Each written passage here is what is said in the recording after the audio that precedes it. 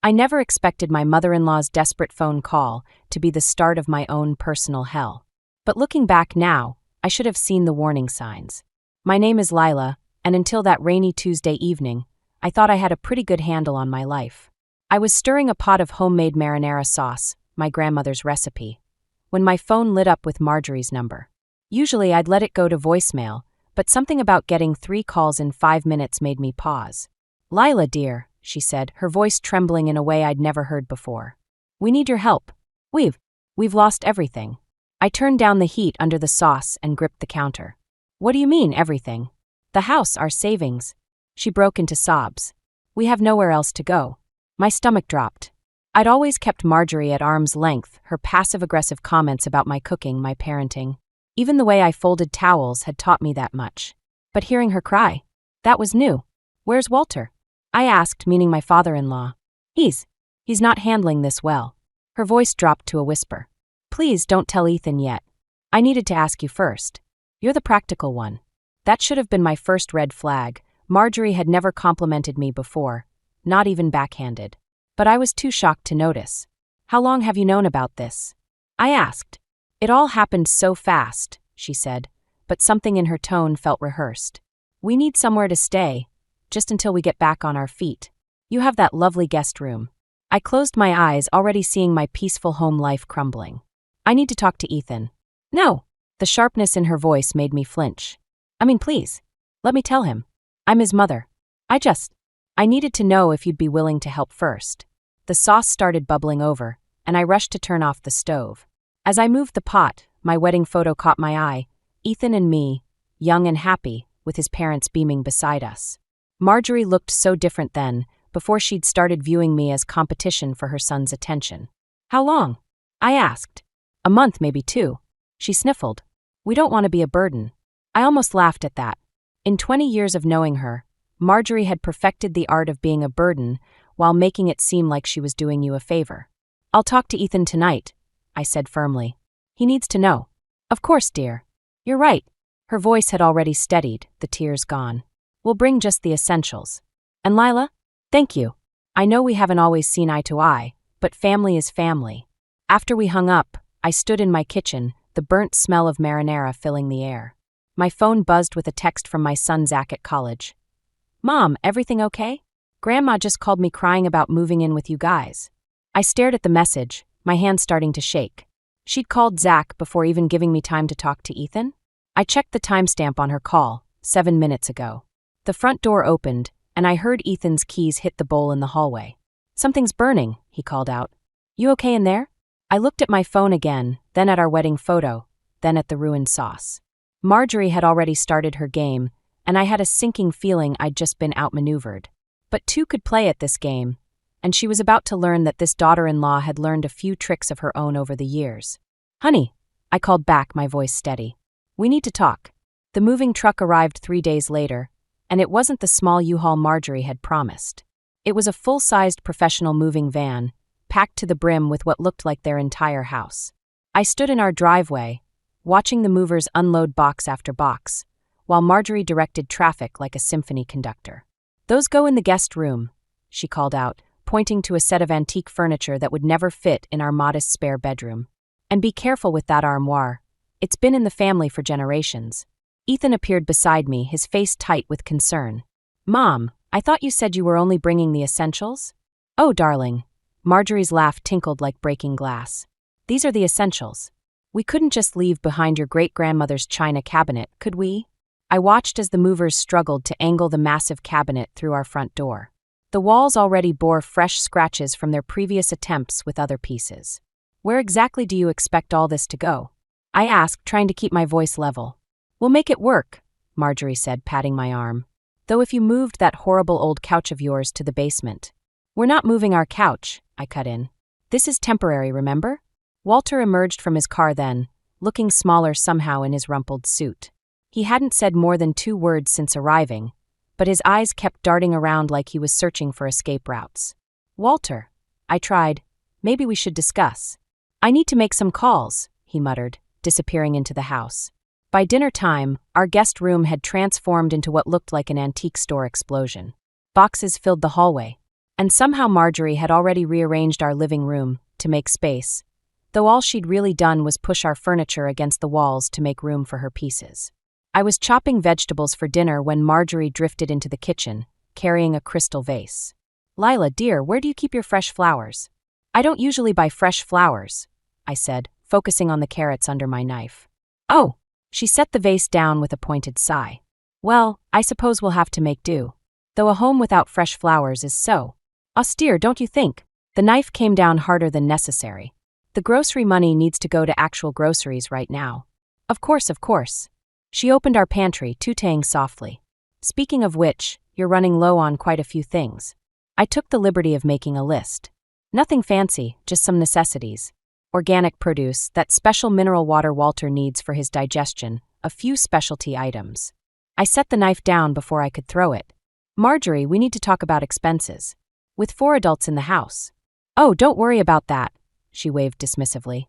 "We'll contribute once we're settled. Though really, considering we're family, I would hope you wouldn't nickel and dime us during our time of need." My phone buzzed, a text from Zach. "Mom, Grandma just called asking for my login for the streaming services. Says you're being difficult about the TV situation. What's going on?" Another buzz. "Also, she mentioned something about redecorating my old room for their permanent guest suite. Should I be worried?" I looked up to find Marjorie watching me with that same calculating smile she'd worn at my wedding, right before she'd announced to everyone that my dress would have looked better on her cousin's daughter. "Everything all right, dear?" she asked sweetly. From the living room came the sound of something heavy scraping across hardwood, followed by Ethan's startled protest and Walter's first full sentence of the day. "The feng shui in here is all wrong." I gripped my phone tighter, thinking of the credit card bill that would arrive next month, the grocery list that would drain our savings, and the temporary situation that was already growing roots through the foundation of my home. "Everything's fine," I said, reaching for my grandmother's number in my contacts. "Just perfect," because Marjorie wasn't the only one who could make calls for reinforcements. And my grandmother Beatrice had taught me everything I knew about handling difficult people, including a few lessons Marjorie was about to learn the hard way. The credit card statement arrived exactly 2 weeks after Marjorie and Walter moved in. I nearly dropped my morning coffee when I opened it. The balance was 3 times our usual amount. My hands shook as I scrolled through the charges. Spa treatments, designer boutiques, gourmet food delivery services I'd never even heard of. But it was the last charge that made my blood run cold. A $5,000 deposit to Golden Years Luxury Living, dated the day before Marjorie's tearful phone call about losing everything. I was still staring at the statement when Marjorie floated into the kitchen, wearing a new silk robe I'd never seen before. "Oh good, you're up. I hope you don't mind, but I ordered breakfast from that lovely French cafe downtown. The groceries you buy are a bit basic for Walter's palate." The cafe receipt was right there on the statement. $127 for breakfast pastries. "Marjorie," I said carefully, "why is my credit card linked to your phone?" She blinked innocently. "Oh, that? Well, when you let me borrow it for groceries last week, I saved the information. For emergencies, you understand. It seemed practical, given our living situation. And the deposit to Golden Years Living? Something flickered across her face. Fear, maybe, or calculation. But it vanished so quickly I might have imagined it. "Research, dear. We have to consider all our options. Research doesn't require a deposit." The doorbell rang and Marjorie brightened. "That'll be breakfast. We should hurry before it gets cold." "I'm not paying for." But she'd already swept past me to answer the door. I heard her cheerfully directing the delivery person to our kitchen, chattering about how grateful she was that some establishments still understood quality service. My phone buzzed. A text from Ethan. "Meeting running late. Won't be home until 8. Everything okay there?"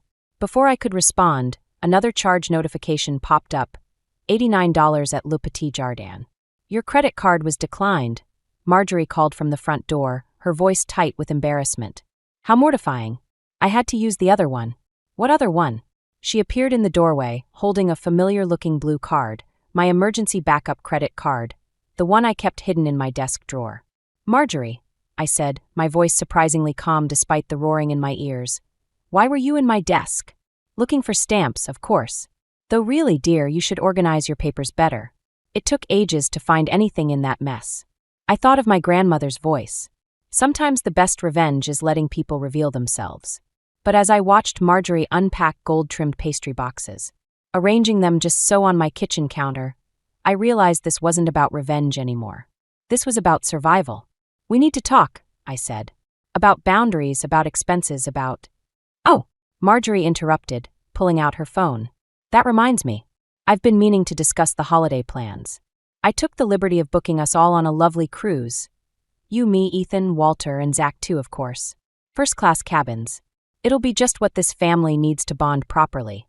My credit card notification pinged again. $12,000 to Royal Caribbean Cruises. "I'm calling Ethan," I said, reaching for my phone. "He's in meetings," Marjorie said smoothly. "And really, Lila, do you want to bother him with petty financial squabbles when he's so stressed at work? Besides, I've already told him about the cruise." He seemed concerned at first, but I reminded him how important family time is. I looked at this woman, this stranger wearing expensive silk in my kitchen, spending my money, invading my home, and something inside me shifted. This wasn't just about money anymore. This was about power, about control, about the slow erosion of everything I'd built. "You're right," I said, picking up my phone. "I won't call Ethan." Marjorie's smile was triumphant. "I'm calling my grandmother instead."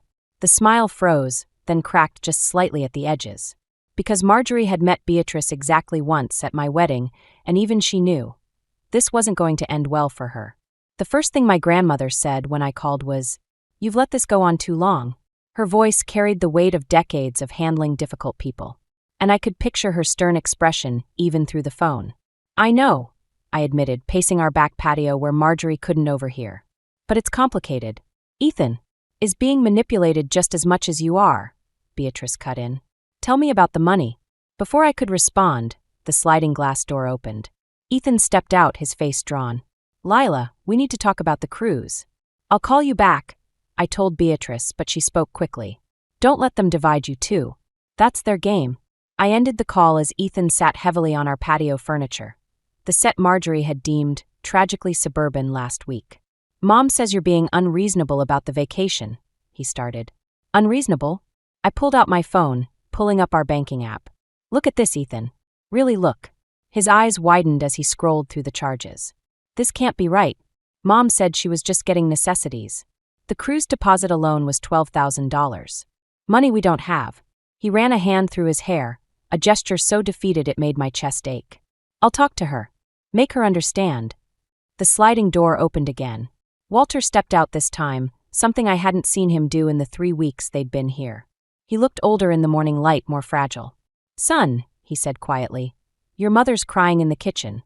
Ethan stood immediately, but I grabbed his arm. "She's crying because I called her out on stealing our credit cards." Walter's face twitched. "You don't understand.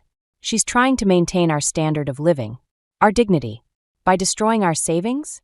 "We'll pay you back," Walter said, but he wouldn't meet my eyes. "Once my investments." "What investments?" I asked sharply, because I saw the deposit to Golden Years Living. "Are you even really broke?" A heavy silence fell. Inside, I could hear Marjorie's theatrical sobs growing louder, clearly meant to carry through the door. "It's complicated," Walter finally said. "Then uncomplicate it." I snapped, but Ethan was already heading inside to comfort his mother. My phone buzzed, a text from Zach.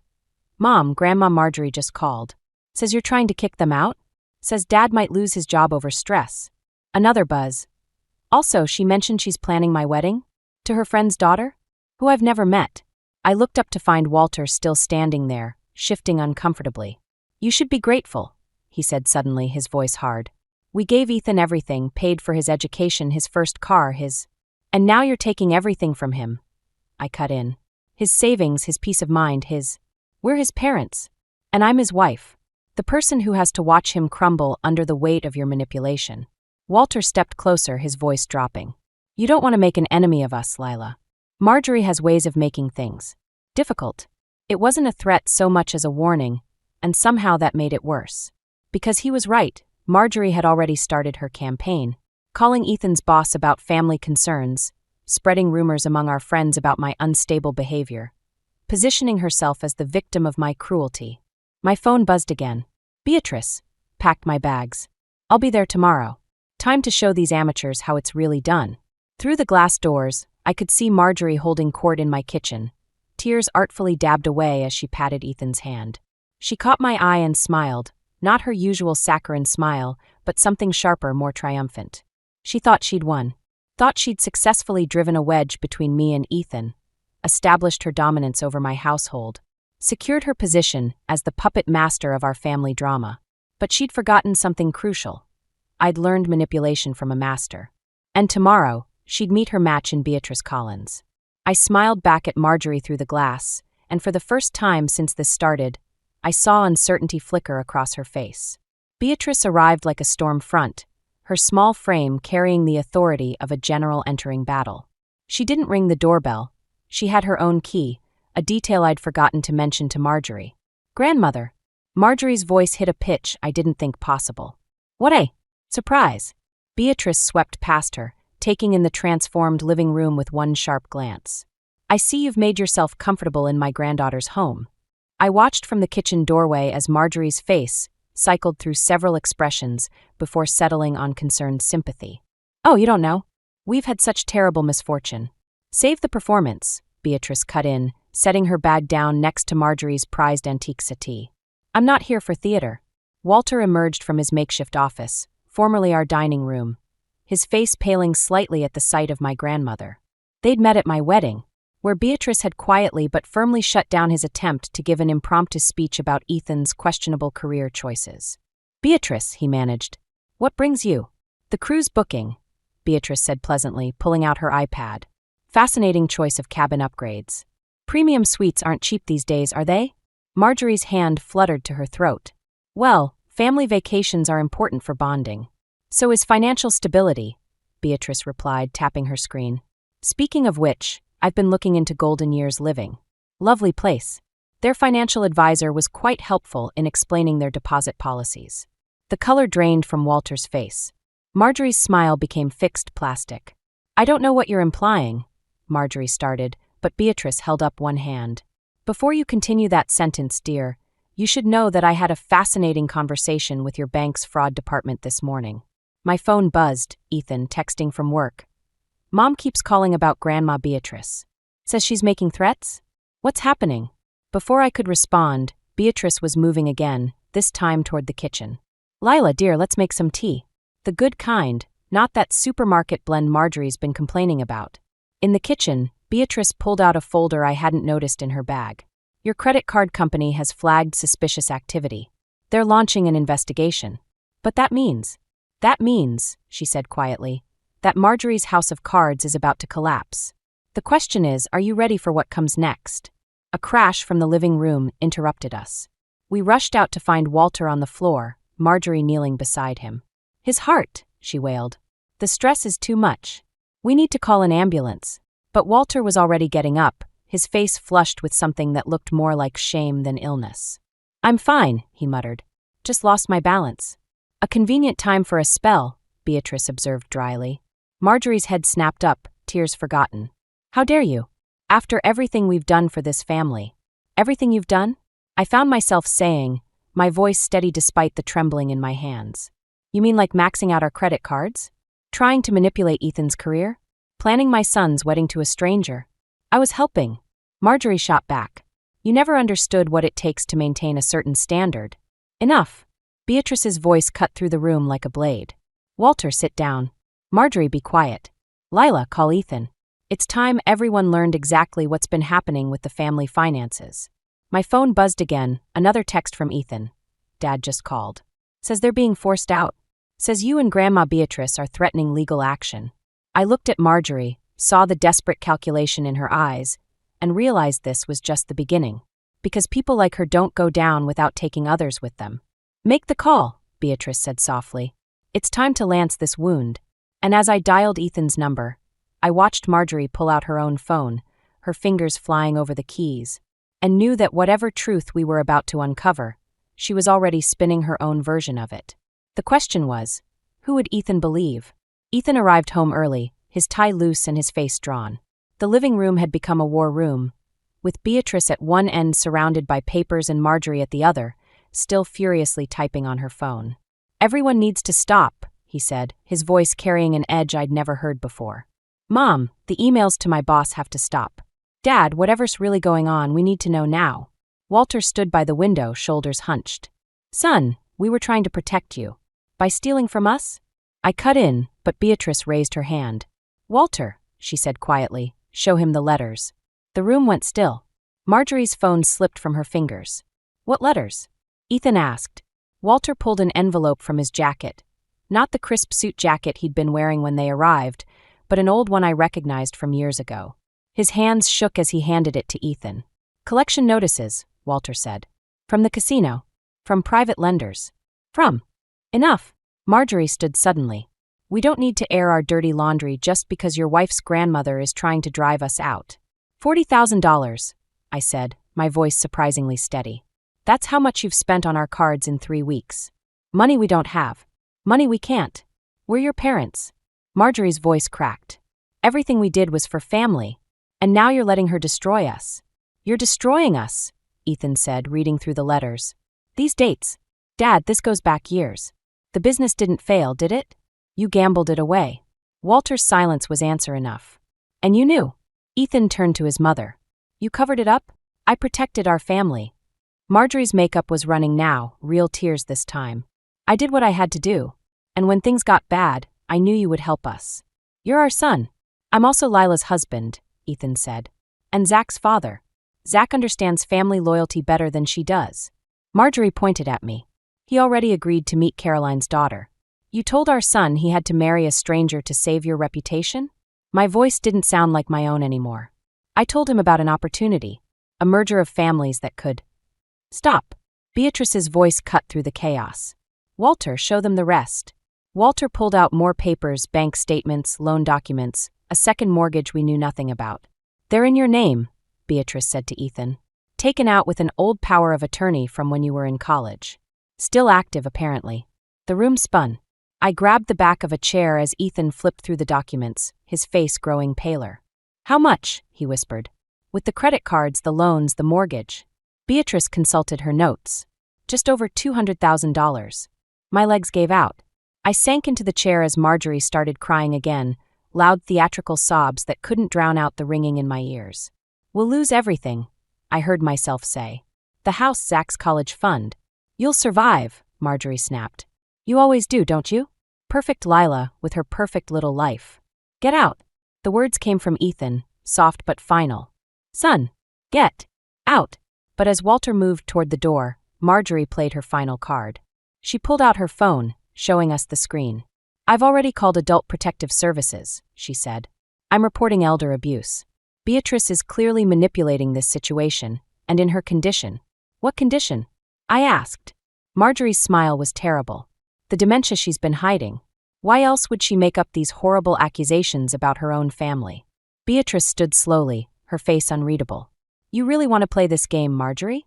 I'll do whatever it takes to protect my family, Marjorie said. Even from themselves. And in that moment, watching my mother-in-law prepare to destroy all our lives to maintain her control, I realized that sometimes the worst revenge isn't something you do to others. It's what they do to themselves. The question was, how many of us would she take down with her? The Adult Protective Services worker arrived the next morning. A tired-looking woman named Janet, who'd clearly been dragged into a family drama she didn't want to handle. Marjorie hovered nearby, alternating between concerned daughter-in-law and righteous whistleblower. Mrs. Collins, Janet began, but Beatrice held up a hand. Before we start, I'd like to show you something. She pulled out her iPad, bringing up a video. This is from yesterday. I record all my important conversations these days. For posterity, you understand. The color drained from Marjorie's face. The video played, showing Marjorie in our kitchen yesterday morning, before Beatrice arrived. If they try to force us out, she was saying to Walter, we'll use the dementia angle. No one questions elder abuse claims these days. It'll buy us time. Janet's expression shifted from tired to sharp. Mrs. Harlow making false reports is a serious offense. That video could be doctored, Marjorie said quickly. She's trying to. I've also brought my latest medical records, Beatrice continued, pulling out a folder. And statements from my doctor, lawyer, and financial advisor, all dated this week. I find it helps to be prepared when dealing with family matters. The front door opened and Zach walked in. My heart stopped. He was supposed to be at college. Mom, he said, ignoring everyone else. I found something you need to see. He pulled out his phone, showing me emails between Marjorie and someone named Caroline. They detailed an elaborate plan. An arranged marriage between Zach and Caroline's daughter would save both families' reputations. In exchange for the match, Caroline's family would cover Walter's gambling debts. You were selling my son? My voice came out as a whisper. I was securing his future. Marjorie's composure finally cracked. Everything I did was for this family. The money, the arrangements, it was all to maintain our position. Our dignity. Your dignity? Walter's voice made us all turn. He stood in the doorway, looking older than I'd ever seen him. Tell them the rest, Marjorie. Tell them why we really lost everything. Walter, don't. The gambling wasn't just me, he said quietly. Show them your casino records, Marjorie. Show them who really lost our retirement fund. The silence that followed was deafening. Janet quietly closed her notebook. I think I've seen enough, she said. Mrs. Harlow, making false reports is a criminal offense. And given the financial fraud allegations, you can't prove anything, Marjorie said, but her voice shook. I was protecting us. From what? Ethan asked. The truth? That both of you gambled away everything? That you tried to sell my son's future to cover it up? We're your parents. No, Ethan said, his voice breaking. Right now you're just two people who need help. Real help, not more lies. Beatrice stood slowly. I've made some calls. There's a place, they handle addiction recovery, financial counseling, couples therapy. They have an opening for both of you. You want to send us to rehab? Marjorie laughed, but it sounded hollow. Like common addicts? Mom, Ethan said softly. Please. Before you lose everything that actually matters. Walter moved first, taking the brochure from Beatrice. How soon can we start? Walter. Marjorie's voice rose. You can't seriously. I'm tired, he said simply. Aren't you tired? Something in Marjorie's face crumpled.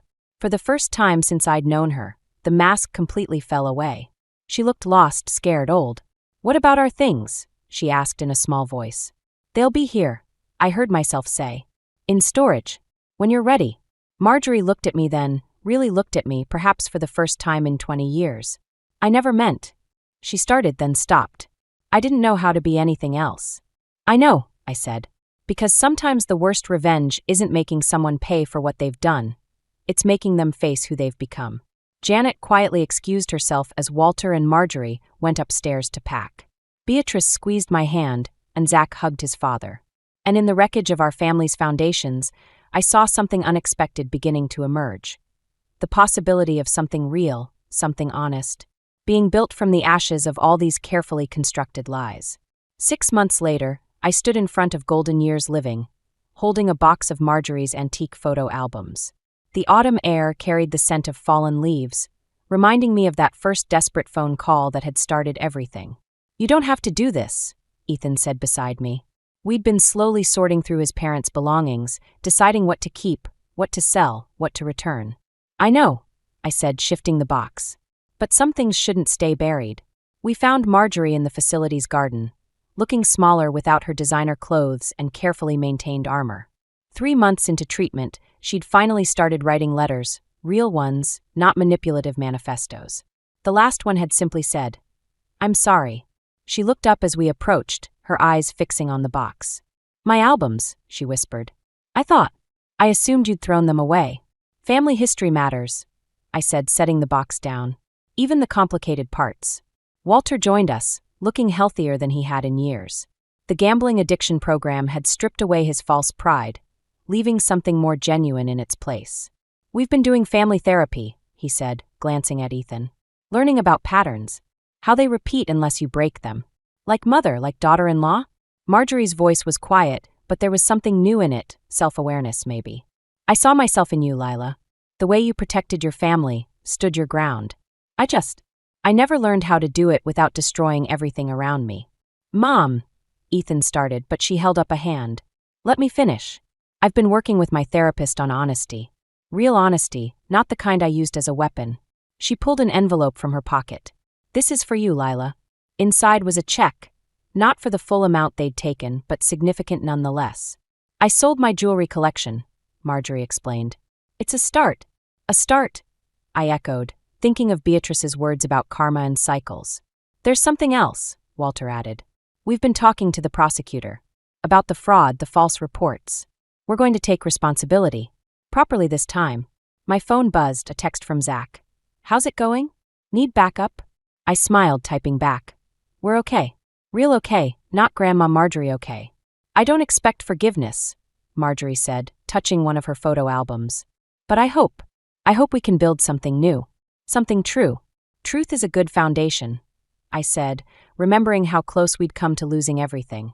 Not just money, but trust, family, hope. As we left that afternoon, Marjorie called out one last time. Lila, thank you.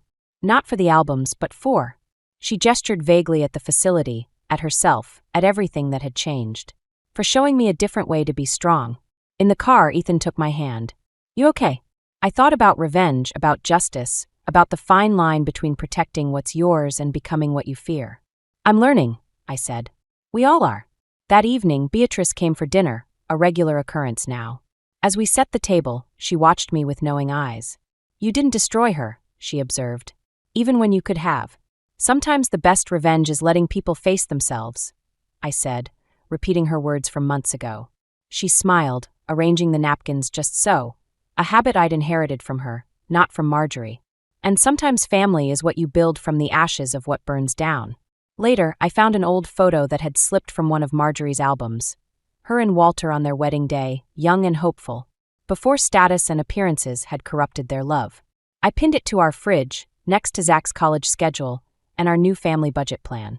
Because sometimes the hardest truth to learn is that healing doesn't mean forgetting, and moving forward doesn't mean leaving everything behind. Sometimes it means building something new while keeping just enough of the past to remember why change was necessary in the first place. And maybe that's the greatest revenge of all, not destroying what hurt you, but transforming it into something that helps you grow.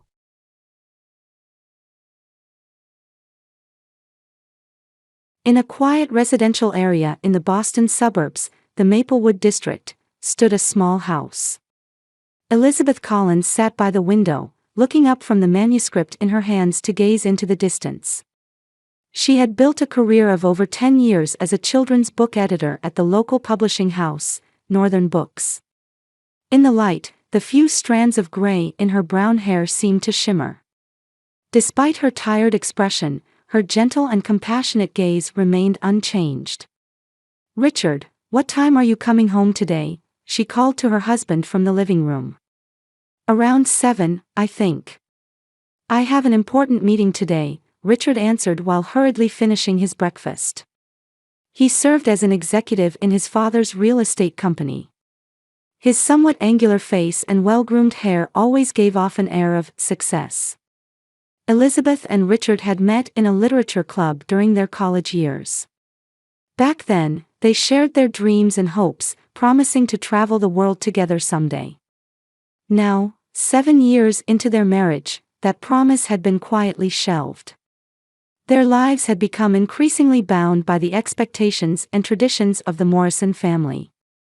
It's about time for your hormone injection, are you all right? Elizabeth could sense a mix of concern and impatience in Richard's kindness. They had wanted children since they first got married, but hadn't been blessed with any, and had started fertility treatments 3 years ago. The doctor had told them, "We haven't found any significant issues, but there's a possibility of unexplained infertility that's preventing conception." "I'm fine, I'm used to it by now," Elizabeth smiled, though her eyes remained clouded. Richard's family, the Morrisons, were known locally as an old-established family. His father, Harold, was a stern man with salt and pepper hair and permanent wrinkles between his eyebrows. As the founder of Morrison Real Estate, he wielded significant influence in the greater Boston real estate industry. His mother, Grace, was a central figure in local society, hosting various charity events and commanding respect as Mrs. Morrison. However, behind her refined appearance lurked a harsh, judgmental eye and unforgiving words. Richard had 2 siblings. His sister Victoria served as the sales director in their father's company, displaying such skill that she was known as the Iron Lady. His younger brother Bradley worked as an internist at the local hospital. He was the only one in the Morrison family who treated Elizabeth with kindness. From the beginning of her marriage, Elizabeth had struggled with her relationship with the Morrison family. The barbs and indirect criticism, especially from Grace and Victoria, constantly wounded her heart. Beth works at a small local publishing house. But eventually, she'll devote more time to the home, Grace would say whenever she introduced Elizabeth to her friends, making Elizabeth feel that her career was being belittled. She's really not from a suitable background for the Morrison family, is she? Elizabeth had once accidentally overheard Grace saying to a friend on the phone. Elizabeth's father had been a high school English teacher, and her mother had passed away early. She had been raised by her grandmother Edith, who had also died 5 years ago. For the Morrison family, that wasn't a sufficient pedigree. Victoria was no better. She constantly looked down on Elizabeth's career as just an editor. During family gatherings at Christmas and Thanksgiving, she would shower Elizabeth with questions like, "Beth, do jobs like yours even have salary increases?" all while wearing a pleasant expression. Meanwhile, Richard was caught between his wife and his family. Initially, he comforted his wife saying, "Don't mind them, they're always like that," but gradually he began to take his family's side more often. The pressure from Grace and Victoria intensified especially after they started fertility treatments. "The Morrison family has always produced strong boys," Grace would say. "To think that there's no child to continue our bloodline." Those words always hung in the air unfinished, but their meaning was clear. Victoria was more direct. "I've had 2 children and still manage the company," she would always showcase her success in front of Elizabeth. Elizabeth had expressed her frustrations to her husband, but Richard's reactions gradually grew colder. "Mother and the others are just concerned about the future of the Morrison family, or Victoria may speak that way, but she doesn't mean any harm," he would always defend his family. And today, too, Elizabeth sat alone, quietly reading through a manuscript, waiting for the time of her fertility injection.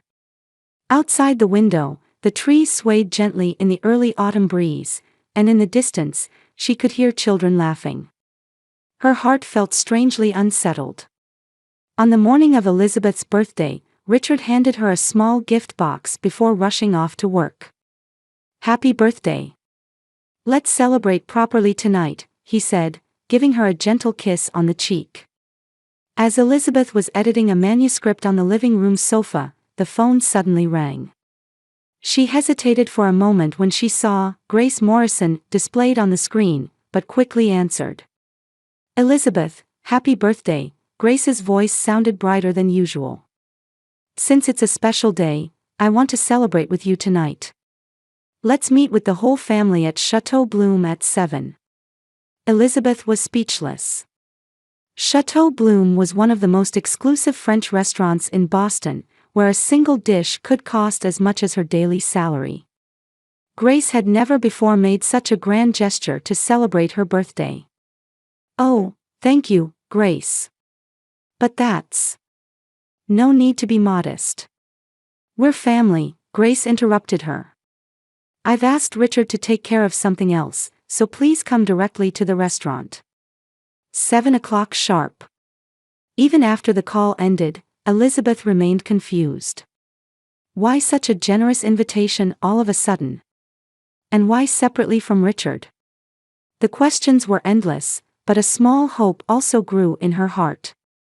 In the evening, Elizabeth called Richard. "Are you sure this is okay?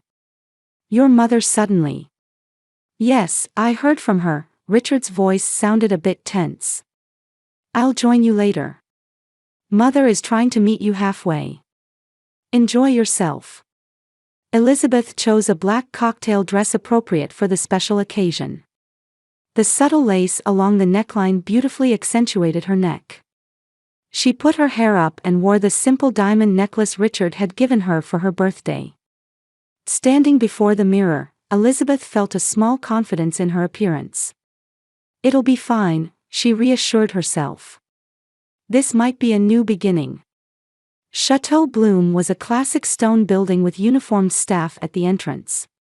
When Elizabeth arrived, the door was politely opened for her. "Welcome," a middle-aged manager bowed slightly. "I'm Elizabeth Morrison. I have a reservation at 7. A look of recognition crossed the manager's face. Ah, the Morrison reservation. This way, please. She was led past the luxurious main dining area to a private room in the back. The soft light from chandeliers illuminated the hallway, and impressionist paintings adorned the walls. Here is your table. The manager opened the door to a private room. As Elizabeth entered, she found herself in an empty room. A large round table covered with a white tablecloth, elaborate flower arrangements of roses, and 7 champagne glasses were set out. But there was no one there. Excuse me, has everyone not arrived yet? Elizabeth asked in confusion. The manager gave her a puzzled look. All the Morrisons have already arrived. Please wait a moment. With that, he closed the door and left. Elizabeth slowly looked around the room. She noticed a small envelope placed on the table. Her name was written on it in elegant script. With trembling hands, Elizabeth picked up the envelope. When she opened it, 2 documents fell out. One was an official legal document, divorce papers. The other was a note in Grace's handwriting. Happy birthday. The infertile defect must go. Without you, Richard can have a real family. Grace. Elizabeth's world stopped. Her vision blurred, and she could hear her heartbeat in her ears. The divorce papers already had Richard's signature on them. And on another piece of paper was a handwritten note from Richard. I want to leave an heir for the Morrison family. It's no longer possible with you. I've already moved to another apartment. Goodbye. Richard. Elizabeth's hands trembled, and the papers fell to the floor. Hot tears rolled down her cheeks. So this is how a 7-year marriage ends, she said aloud. The air in the room felt heavy, almost suffocating around her. She collapsed into a chair, unconsciously touching her ring. The memory of receiving this ring 7 years ago, full of hope and love, was vivid in her mind. And now, it had all crumbled in an instant. But amid the shock and sadness, another emotion began to rise from within Elizabeth. Faint at first, but gradually growing stronger, anger.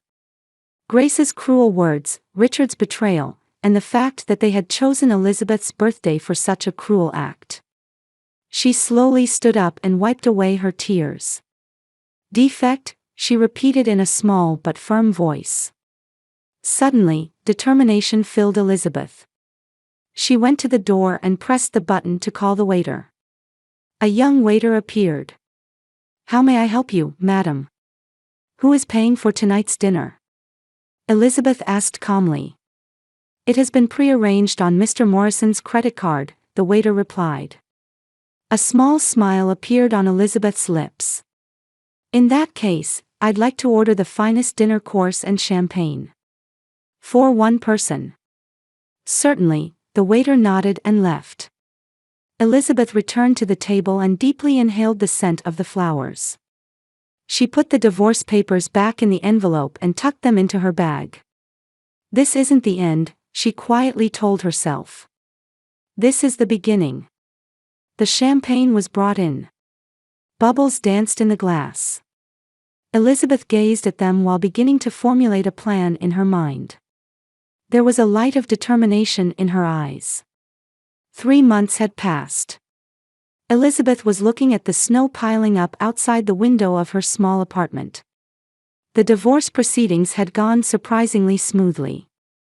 The Morrison family's lawyer had handled everything, urging Elizabeth to sign quickly in exchange for her share of the joint property. She didn't even hire her own lawyer, quietly and swiftly accepting the separation from her past life. She never met Richard face to face, everything was done through representatives. There were no messages from him, no apologies, nothing. As if their 7-year marriage had been an illusion. Elizabeth picked up her coffee cup and looked at the envelope placed on the small kitchen table in her apartment. It was addressed to Ms. Elizabeth Collins. After the divorce, she had reverted to her maiden name. The envelope had arrived yesterday. It was from a law firm in Sayville, a small town in Cape Cod, Massachusetts. She hadn't opened it yet. The phone rang, pulling Elizabeth from her thoughts. "Hi, Jennifer," it was a colleague from the publishing house. "How are you? I've been worried since I haven't seen you around." "I'm fine, thank you," Elizabeth smiled. Jennifer was one of the few friends who had stood by her after the divorce. "I'm just taking a little break." "I understand. But you can come back anytime. Everyone's waiting for your manuscripts."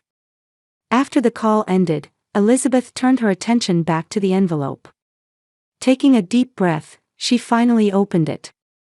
"Dear Ms. Elizabeth Collins, we respectfully inform you regarding the execution of your grandmother, Edith N. Collins's will." Elizabeth's eyes widened as she read through the letter.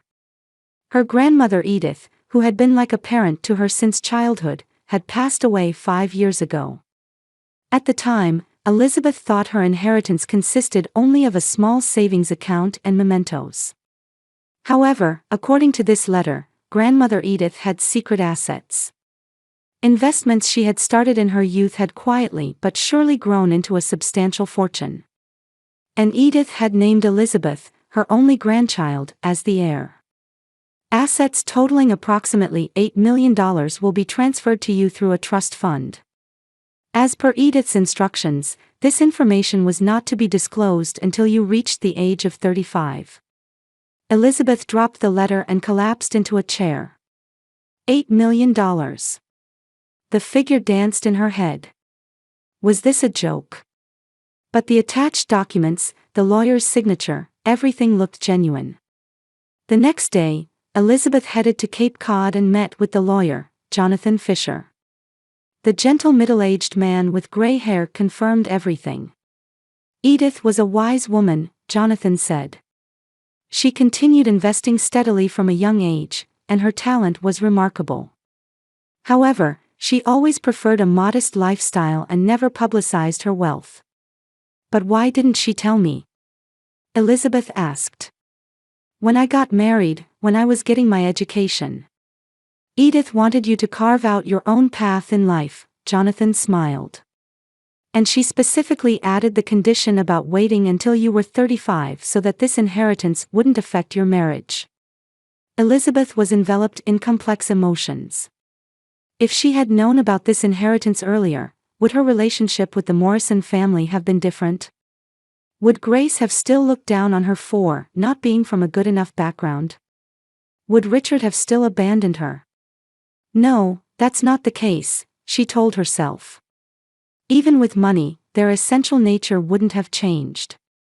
Elizabeth confided in Jonathan about her recent situation, the divorce, the Morrison family's treatment, and her current circumstances. Jonathan listened to her story with empathy and understanding. "Elizabeth, you now have a wonderful opportunity to restart your life," he said. "Edith's wish was for you to be truly happy." A few weeks later, Elizabeth made a new decision. First, she decided to get retested to determine the cause of her infertility. In the office of Dr. Sarah Chen, a renowned reproductive medicine specialist in Boston, Elizabeth was informed of a shocking fact. "Elizabeth," Dr. Chen took her hand. "There's nothing wrong with you. Actually, upon closer examination of the previous medical records, the cause of infertility was on Richard's side." "What do you mean?" "His sperm count is extremely low, and motility is poor as well. This is a congenital issue, and the chances of conception were quite slim," Dr. Chen explained gently. "These test results should have been communicated to Richard by the previous doctor." Elizabeth was stunned. "But I never heard about this." Unfortunately, male infertility is often difficult for the individual to accept. Especially in families that place a high value on lineage. Dr. Chen's words echoed in Elizabeth's mind. Richard had known. And so had his family. Yet they had treated her as the defect. For the sake of the Morrison family's male pride. Knowing this truth, something changed within Elizabeth. It wasn't sadness or anger, but a quiet sense of liberation. She no longer needed to blame herself. By spring, Elizabeth had made a big decision. She decided to open a small bookstore specializing in children's books, a dream she had long held. She rented the first floor of an old stone building in Boston's Beacon Hill district and named it Edith's Bookshelf. The name, chosen in honor of her grandmother, seemed to give her strength. The bookstore's opening was a small event, but thanks to her connections in the publishing industry, local authors also attended. A reading corner for children, a cozy area with comfortable sofas, and shelves lined with carefully selected children's books. Elizabeth felt like she had finally found her place. One evening, she was reading the business section of the local newspaper. There was news that Morrison Real Estate was facing a management crisis. The real estate market had cooled due to the impact of the COVID pandemic, and Harold had accumulated substantial debt from a large project. Furthermore, several investments had failed, and the company was rapidly falling into financial difficulty. Richard's name was also mentioned in the article. He had lost his position in his father's company and was looking for new employment. Also, according to rumors, he had planned to remarry a young socialite soon after the divorce, but those plans had also fallen through due to the Morrison family's economic decline. Even after reading the article, Elizabeth didn't feel any particular emotion. The anger and sadness of the past no longer dominated her heart. "The past is the past," she murmured, looking out the window. Elizabeth was surrounded by a dozen children in the reading corner of Edith's Bookshelf. A year had passed since her bookstore opened, and the Saturday morning reading events had become a popular local activity. As the children applauded with smiles, Elizabeth closed the book. Her bookstore had grown from a mere business into a community hub. Various events were regularly held, including readings by local authors, parent-child workshops, and special seminars for educators. That was a wonderful reading. At the quiet male voice, Elizabeth turned around. There stood a middle-aged man with a sophisticated air. Graying black hair, a gentle smile, and several children's science books in his arms. "Thank you," Elizabeth smiled. "How can I help you?" "I'm actually looking for books for my nephew," the man indicated the books. "He's fascinated with science, especially space." "That's a wonderful interest. I have more carefully selected books over here," Elizabeth guided the man to the bookshelf. The two began talking about children's science books, and their conversation gradually expanded. The man introduced himself as Michael Adams, a cardiac surgeon at Boston General Hospital. "I've been thinking about writing a medical book," Michael said. "But I don't know how to convey complex medical concepts to the general public." "That's a very valuable project," Elizabeth's eyes sparkled. "I have editing experience, so I might be able to help." From that day on, Michael began visiting the bookstore regularly. The two enjoyed conversations ranging from book selection and consultation on his medical book project, to gradually more personal topics. Elizabeth was drawn to Michael's intelligence and kindness, and Michael was captivated by her strength and compassion.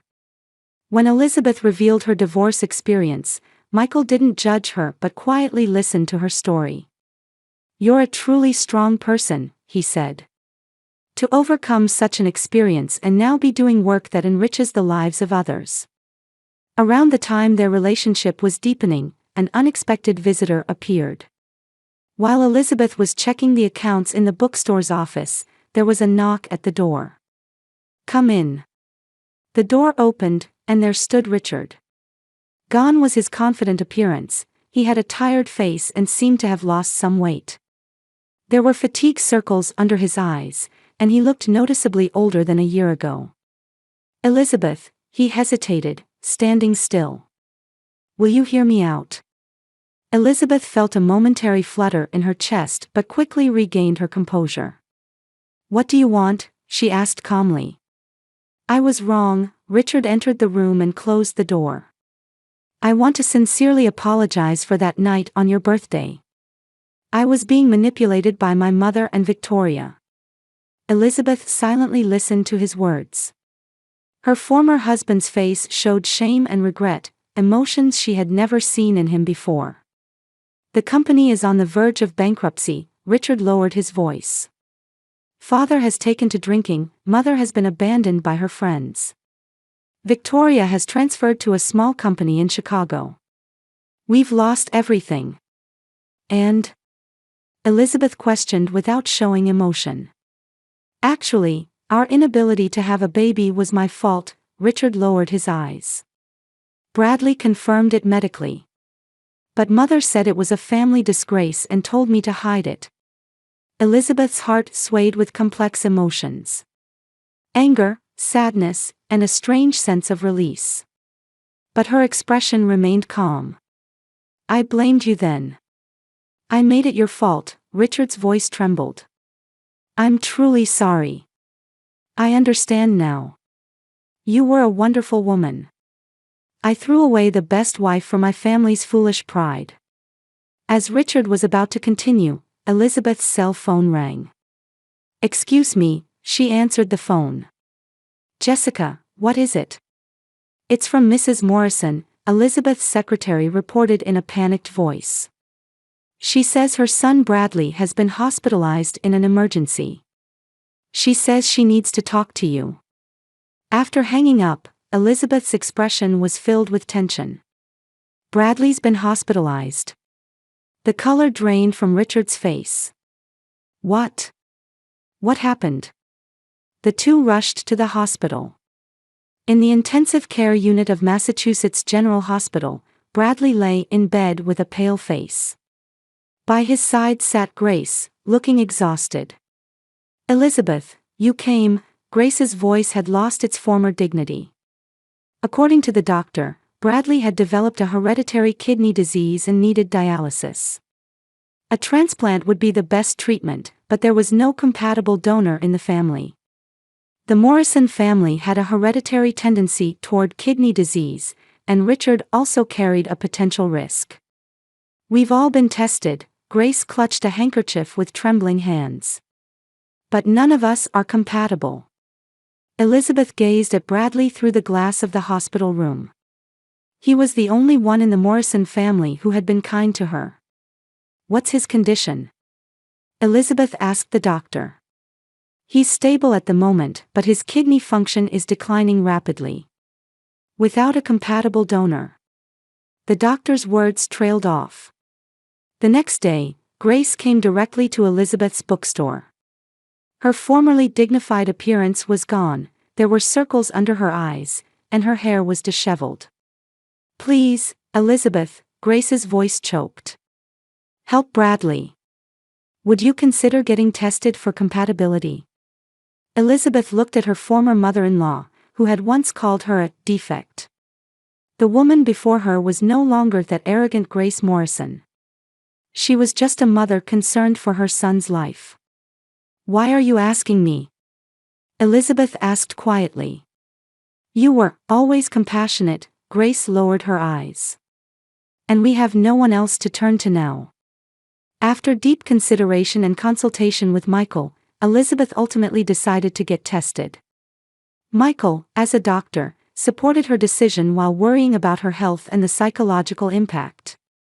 This is a big decision, Michael held her hand. Considering what they did to you, no one would blame you. But who would I become then? Elizabeth answered quietly. I would become just like them. The test results revealed that Elizabeth was compatible as a donor for Bradley. She could donate part of her kidney. The day before the surgery, Elizabeth visited Bradley's hospital room. He smiled weakly. Why, are you doing this for me?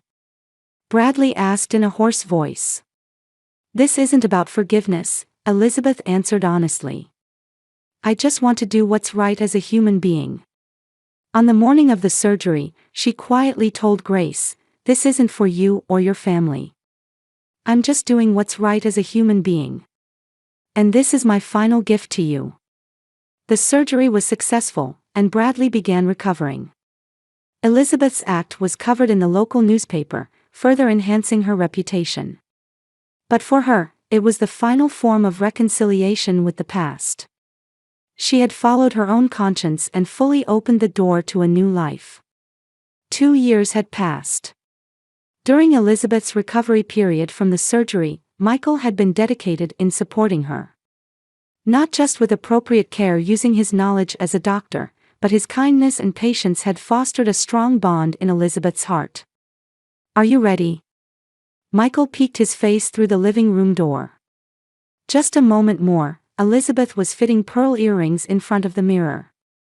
A peaceful satisfaction showed on her face. A year ago, Elizabeth and Michael had held their wedding ceremony in a small church. It was a warm ceremony surrounded by colleagues from the publishing industry, regular customers from the bookstore, and Michael's family. Elizabeth was dressed in an elegant but not flashy ivory dress, holding a bouquet made of flowers from her hometown. After the wedding, the two had renovated Elizabeth's house, creating a bright and open shared home. At the same time, they had also launched a support group for couples struggling with infertility. Their activities, utilizing Elizabeth's experience and Michael's medical knowledge, were giving hope to many people.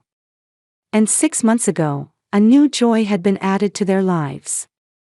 Through an adoption agency, they had welcomed 6-year-old twin girls, Emma and Sophia.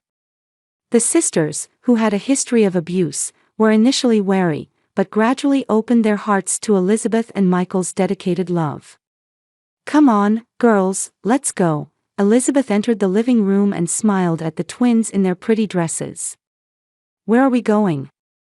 Sophia asked with curious eyes.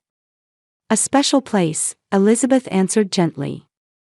"A place with important memories for me." The four headed downtown by car and eventually arrived in front of Chateau Bloom. It was the upscale restaurant where Elizabeth had once eaten her birthday dinner alone, crying. "Welcome, Mr. and Mrs. Adams," the manager politely greeted the four. He was a different person from 3 years ago. As they were being shown to the main dining area, Elizabeth noticed 2 figures sitting at a table in the back of the restaurant. It was Grace and Richard. Grace had lost her former glamour, and Richard clearly looked aged. They also noticed Elizabeth, and their eyes met for a moment. Elizabeth just nodded slightly, then looked away and returned to her family. Michael gently placed his hand on her shoulder, and the twin girls were absorbed in the dessert menu before them. "At that time, I thought it was the end," Elizabeth quietly told Michael. "But in reality, it was the beginning of my true life." From across the table, complex gazes from Grace and Richard could be felt, but Elizabeth was no longer trapped in the past. She was looking forward, cherishing the happy times with her new family.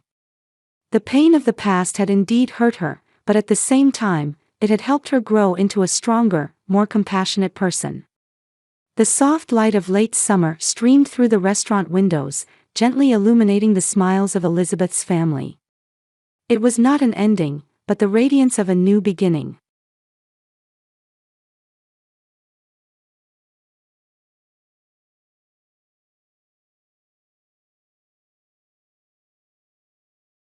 The view of the city from her high-rise apartment in Boston symbolized success for Carol Williams. As a senior manager at a prestigious Wall Street investment bank, she faced difficult decisions daily. On the windowsill sat family photos showing her husband Brian's gentle smile and their son Jason. Brian worked as a project manager at a rapidly growing IT company. His mild temperament balanced Carol's sometimes sharp disposition, and the two maintained a perfect equilibrium, complementing each other. Their 8-year-old son Jason was both their pride and concern. Born with asthma, he invariably suffered attacks during seasonal changes. Though intelligent and thoughtful, Jason worried about not being able to play actively because of his illness, yet he was a curious boy who poured his passion into reading and science. Carol's mother Elizabeth lived in a quiet Boston suburb. A former elementary school principal, she had been living alone since losing her husband to a heart attack 5 years ago. Her long career as a strict educator had strongly influenced her life perspective and parenting philosophy. About 15 minutes by car from Elizabeth's house lived Carol's sister Laura, who worked as a stylist at a local beauty salon and was a single mother raising her 6-year-old son Tommy. Carol's relationship with her mother Elizabeth had always been fraught with complex tension.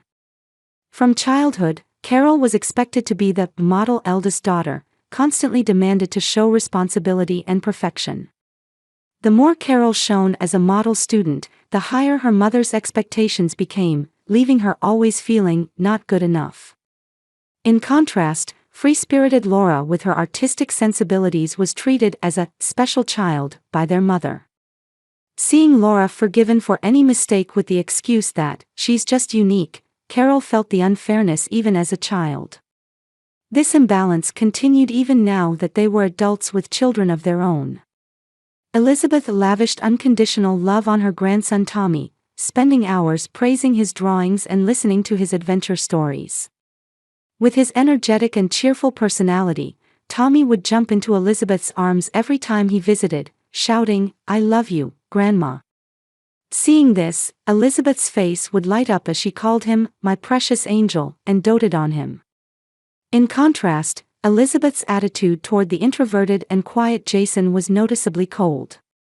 She would criticize his love of reading, saying, "You won't grow strong unless you play outside more," or express unscientific opinions like, "Asthma comes from mental weakness." Though deeply hurt by such words, Carol would tell herself, "Mother is from an older generation." Carol strongly wished not to repeat her own childhood experiences. While keeping her distance from her mother, she made efforts to ensure Jason could have a relationship with his grandmother. Valuing family bonds, she maintained a superficially peaceful relationship, but deep down harbored anger and sadness over her mother's unfair attitude. Still, she never abandoned her belief that family is family, hoping her mother would someday change. Brian understood and supported his wife through her complicated family dynamics. He sometimes consoled Carol saying, "Your mother isn't able to face herself," while avoiding direct confrontation with Elizabeth. It pained him to see Jason hurt by his grandmother's cold attitude, but all he could tell his wife was that, people can't be changed. The relationship between Elizabeth and Laura resembled a codependency where they compensated for each other's shortcomings.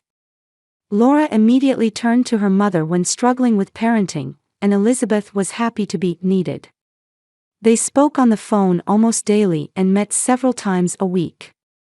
Elizabeth was actively involved in Tommy's upbringing, sometimes knowing his preferences and habits better than Laura did.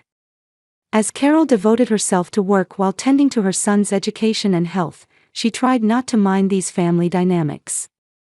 However, occasionally, seeing happy photos of her mother and sister posted on social media made her chest tighten. It especially hurt when Jason asked, "Why can't I go to Grandma's house? Tommy goes every week." Despite everything, Carol continued to strive for family harmony. Just as she had decided to take Jason to her mother's house the following weekend, her cell phone rang. It was an important call from the New York office. "Ms. Williams, we need you at next week's meeting with major investors." Carol held her breath. A 3-day business trip. Right when Brian also had a business trip to Chicago. And now, with Jason's asthma beginning to worsen. She took a deep breath and dialed her mother's number. "Please, Mom. It's just for 3 days." Carol listened for silence on the other end of the phone while gazing at the gray sky outside her office window. Her trip to New York had been suddenly scheduled, overlapping with Brian's Chicago trip. She frowned thinking about her son Jason. She couldn't leave him alone during this season change when his asthma was getting worse. "How is Jason feeling?" Elizabeth's voice carried a sense of obligation rather than concern. "He's starting to cough a little. But he's fine for now. I don't want him to miss school. Please, could you just watch him after school? I'll leave notes about his medication times." Elizabeth sighed deeply. "All right. But don't forget, Tommy's birthday is coming up, so I have preparations to make." Carol closed her eyes, suppressing the urge to argue. Thank you, it really helps. The next morning, Carol lightly kissed Jason's forehead and checked his backpack containing his asthma inhaler. Grandma will pick you up after school. Be good and listen to her. Jason nodded silently. Anxiety flickered in his eyes. But Grandma doesn't like me. Though her heart ached at those words, Carol smiled brightly. That's not true. Grandma is just a little different. In the taxi, Carol called her mother again to confirm Jason's medication schedule and school pickup logistics. Elizabeth simply replied, "I know," curtly. As soon as she arrived at her New York hotel, meetings began and Carol immersed herself in work. However, during the 3 p.m. coffee break, she checked her mobile phone. There were 3 missed calls from the school. With her heart racing, she hurriedly called the school back. "Mrs. Williams, Jason's asthma has worsened. We've tried contacting his grandmother, but there's been no response." The school nurse's voice was tense. Carol pressed her hand to her forehead. "I'll contact my mother immediately. I'm in New York today." Her mother's mobile went to voicemail. There was no answer at her home either. Growing anxious, Carol tried calling her sister Laura. "Hey, do you know where Mom is? Jason isn't feeling well and the school called, but Mom isn't answering her phone." Laura hesitated for a moment. Maybe she went shopping. I'll try to reach Mom later." Before returning to the meeting, Carol called the school and asked them to keep Jason in the after-school program. "My mother was supposed to pick him up, but I can't reach her." She felt embarrassed giving what sounded like an excuse. That evening, she finally received a call from her mother. "I'm sorry, I had my phone turned off. I picked up Jason. He's coughing a little but he's fine. Didn't you get a call from the school?" They said his asthma was getting worse. Carol tried to control her voice, but anger seeped through. "You're overreacting. It's just a cough. Don't worry so much." Elizabeth's voice sounded dismissive. Carol took a deep breath. "Please don't turn off your phone tomorrow. And don't forget to give Jason his medicine." The following afternoon, after completing an important presentation, Carol immediately called her mother. There had been no calls from the school, but she was concerned about Jason. The phone finally connected on the 5th ring. "How's Jason doing?" "Oh, Carol. I'm a bit busy right now." There was some rustling in the background. "What about Jason? Did you pick him up from school?" Carol stood up and left the conference room for the hallway. "Not yet, but..." Elizabeth's voice trailed off. "The school called. They said Jason isn't doing well." Fear shot through Carol's chest. "What? When did they call? Why didn't you contact me immediately?" "Calm down. It's just an asthma attack. He's used to it." "What do you mean, used to it?" Carol's voice rose. "You need to pick him up immediately and take him to a doctor." A sigh could be heard on the other end. Then Carol heard words that froze her. "I'm busy. Do it yourself." Just as Carol was about to protest, she heard another sound from the phone. A child's high-pitched voice, then cheers. Followed distinctly by Disney parade music. "Mom!" Carol gasped. "Are you at Disneyland?" After a moment of silence, Elizabeth hurriedly said, "I'll call you back." And the call ended. Carol clutched her phone with trembling hands, staring blankly at the view outside the window. Her mind had gone completely blank. Eventually, she called her sister Laura. "Laura, where are you right now?" Her voice was unnaturally calm. "Huh?" After a moment of confusion, Laura answered cheerfully. "California. We're at Disneyland. A surprise for Tommy's birthday. Mom planned it. She wanted to make a special day for Tommy." Something snapped inside Carol. While Jason is suffering from an asthma attack. While the school is making emergency calls. Oh, is that so? Laura's voice carried more annoyance than concern. But he'll be fine, right? He always has attacks. Not always. Carol's voice trembled. I can't believe you people. She hung up and returned to the conference room. I'm sorry, there's a family emergency. I need to cancel the rest of today's schedule. With her colleagues' surprised expressions behind her, Carol returned to the hotel and hurriedly packed her bags. Though her mind was in chaos, one thing was clear: she needed to get back to Jason. And she needed to fundamentally reconsider her relationship with her mother. While heading to LaGuardia Airport in a taxi, she called the school. I'm coming back right away.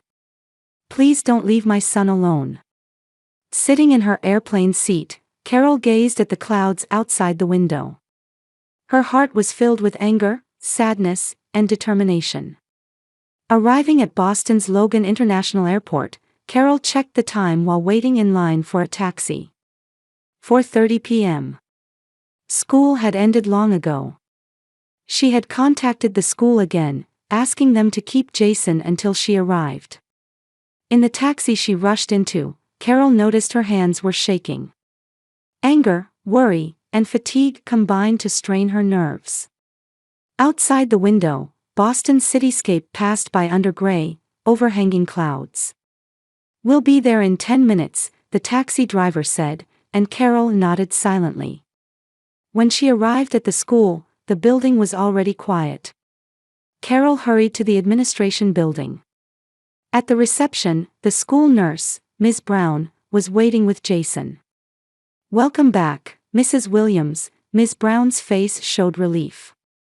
Jason sat in a chair, shoulders slumped and looking vacant. His complexion was ashen, and occasional small coughs shook his body. His chest rose and fell laboriously. Jason.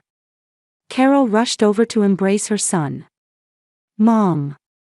Jason's voice was weak, his breathing rough. Ms. Brown said worriedly, his symptoms have been worsening since morning, and by early afternoon his breathing was clearly labored. We contacted your mother, but... Carol placed her hand on her son's forehead to check for fever. I'll take him to the hospital right away. We used the emergency inhaler, but it didn't seem very effective, Ms. Brown continued with concern. You might want to contact his doctor. Carol took Jason's belongings and said, Thank you. You've been a tremendous help. While heading to Boston Children's Hospital in a taxi, Carol cradled Jason in her arms, rubbing his back while calling his doctor. We're coming right away.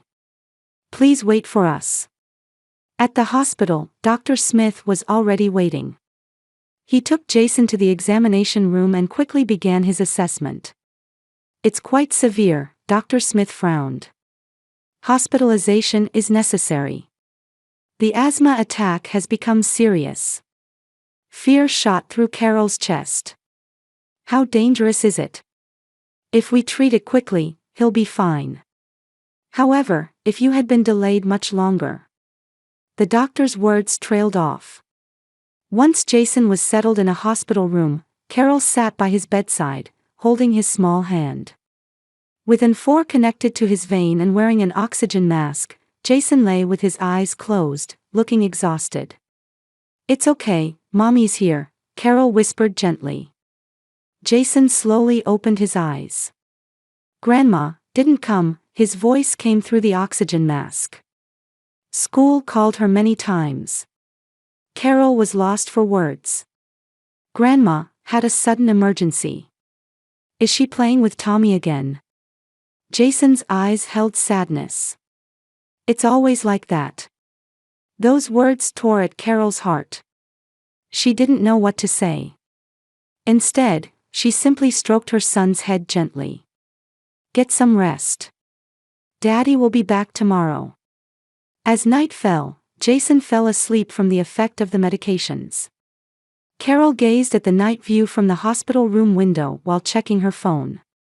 There were 5 missed calls and 3 messages from her mother. She ignored them and instead sent an email to her husband Brian detailing what had happened. The next morning, Carol woke up at Jason's bedside. His breathing was easier than the day before, but he still couldn't remove the oxygen mask. "Good morning, brave boy," Carol smiled at him. Checking her phone, she saw new unread messages.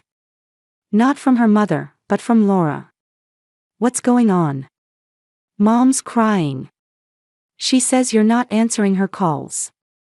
Carol sighed. She opened her browser to check her mother's social media. There were several photos from Disneyland posted yesterday. Elizabeth, Laura, and Tommy smiling with Mickey Mouse. Carol's anger rose again. She slipped her smartphone into her pocket and asked a nurse to buy her coffee. While talking with the nurse in the hallway, her phone rang. It was Laura again. Carol answered. "What did you do?" "Mom is completely panicking." Laura's voice was accusatory. Carol controlled her voice to say, "Jason has been hospitalized. His asthma got worse." "Hospitalized?" Laura's tone changed. "Aren't you overreacting? Doesn't he always have attacks?" Carol couldn't contain her anger. "Overreacting? The doctor said it was life-threatening. If Mom had kept her promise, this wouldn't have happened. Mom just wanted to make Tommy's birthday special." "You always turn everything into a tragedy." Laura's voice was cold. Carol hung up and took a deep breath. She returned to Jason's room and stood by the window, looking outside. In the afternoon, the door to the room opened. When Carol turned around, there stood her mother, sister, and Tommy. Elizabeth's expression was rigid, her eyes red and swollen. "Carol." She seemed to be searching for words. Carol looked at her mother with cold eyes. "Why are you here now?" "I'm worried too." Elizabeth became defensive. "I came back right away." Carol was about to speak when Jason woke up. He weakly opened his eyes and looked around the room. "Grandma," his voice was small. Elizabeth put on a formal smile and approached the bed. "Jason, are you okay? Grandma's here." Carol noticed what appeared to be a gift bag in her mother's hand. Tommy ran to the bedside and cheerfully greeted Jason. He took out a small package from his backpack. "I brought this from Disney." He handed Jason a Mickey Mouse plush toy. "It's a souvenir." Jason smiled faintly. "Thank you, Tommy." As Carol and Elizabeth faced each other in a tense atmosphere, Tommy continued talking innocently. "It was so much fun. We saw all the parades and shows," he said excitedly. "I told Grandma we should have taken Jason too. But Grandma said no." Suddenly, the hospital room fell silent. "What did you say?" Carol's voice was ice cold. Tommy, unaware of the adult's change, continued innocently. "I said Jason should come with us, but Grandma said Jason is busy." The color drained from Elizabeth's face. "Tommy, that's not." "It's true." Tommy tilted his head. "Grandma said that child is always sick, so he can't enjoy himself." Laura hurriedly grabbed her son's shoulders. "Tommy, be quiet now." Carol gripped the railing of Jason's bed with trembling hands. She looked at her son's face. Understanding had dawned in Jason's eyes. He said nothing, but his expression showed a resignation beyond his years. "That's enough." Carol's voice was quiet but determined. "Mom, you are out of our family circle." Elizabeth raised her face. "What are you saying?" "Family is family. Family means loving and supporting each other," Carol said calmly. "You've been discriminating against Jason all along. My son, your grandson. Yet when he was suffering, you abandoned him." "I didn't mean to." Elizabeth tried to excuse herself.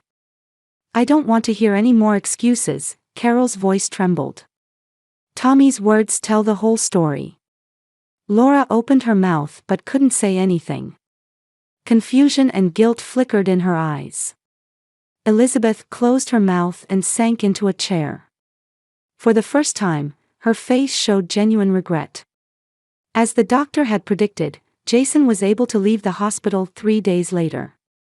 Carol and Brian brought their son home and arranged for him to rest in bed. During this time, there were multiple calls and messages from Elizabeth, but Carol did not respond. An apologetic email also arrived from Laura, to which Carol only briefly replied, "I need time right now." 2 weeks passed, and Jason had returned to school. His health had stabilized, and he was returning to his normal life.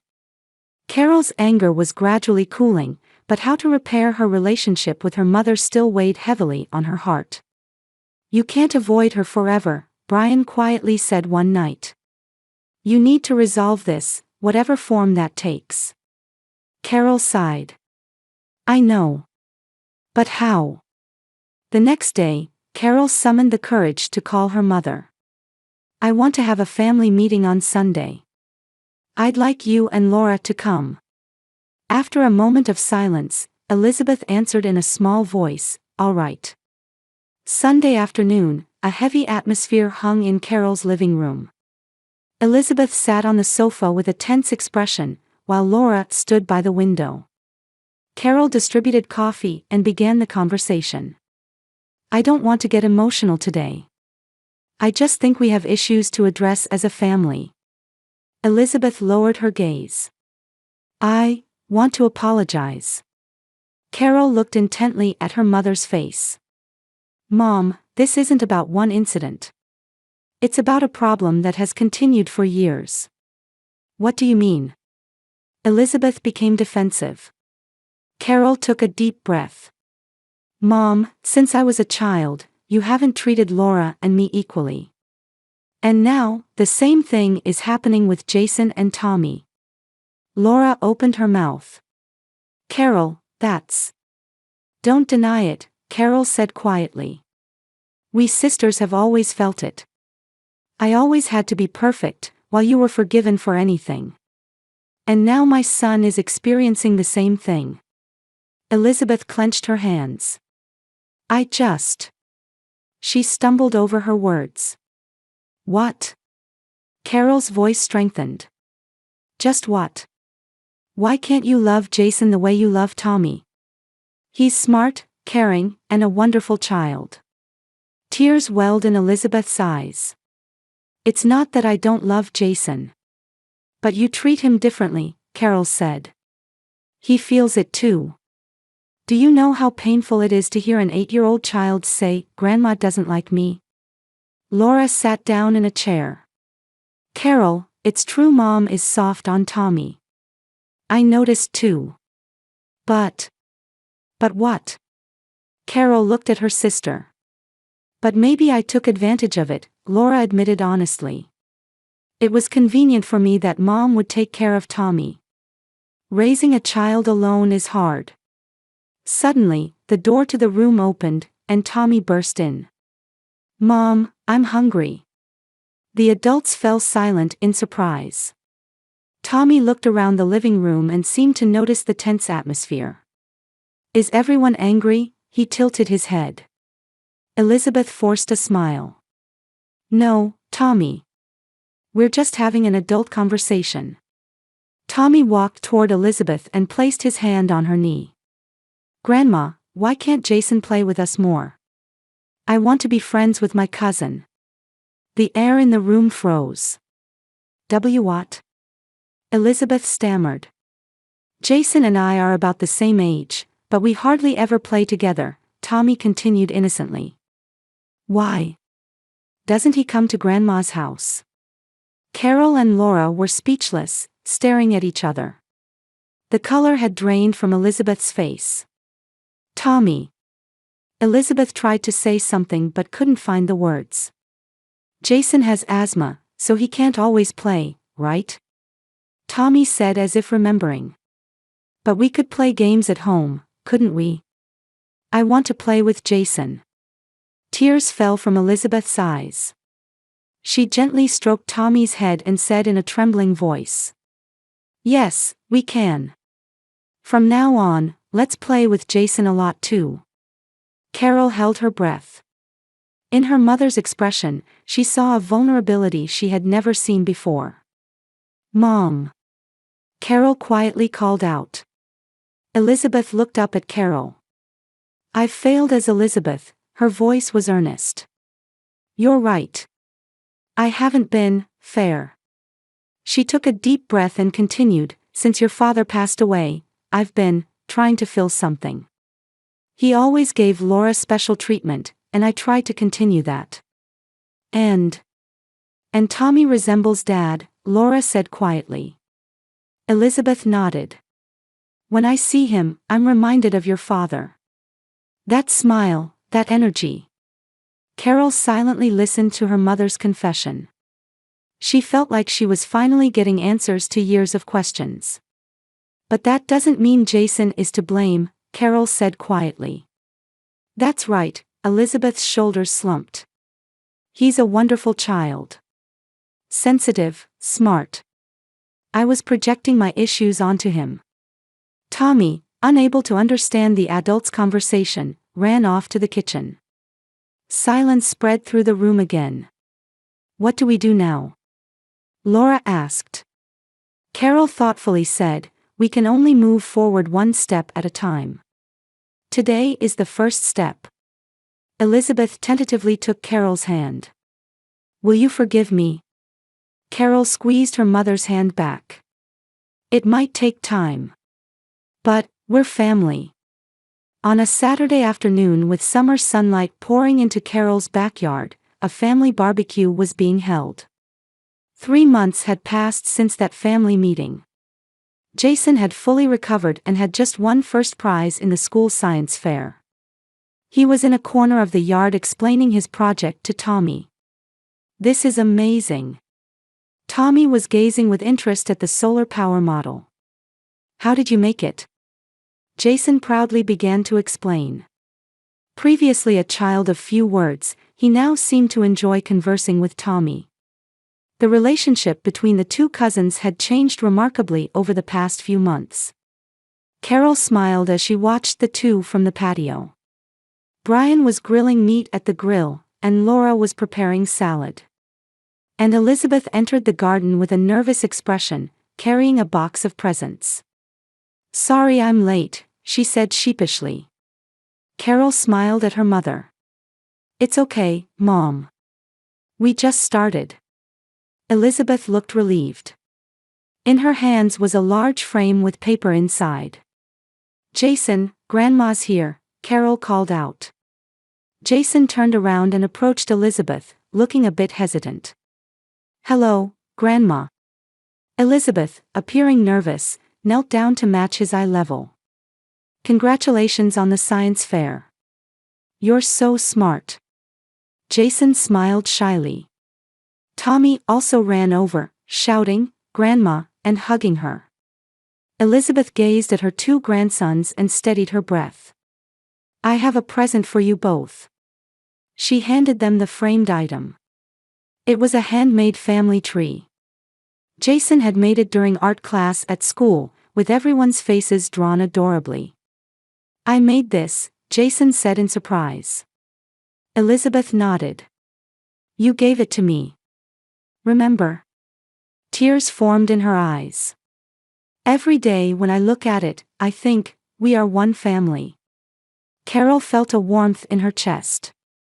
After the family meeting, Elizabeth had truly been trying to change. She had started counseling and was making efforts to build relationships with both her grandsons.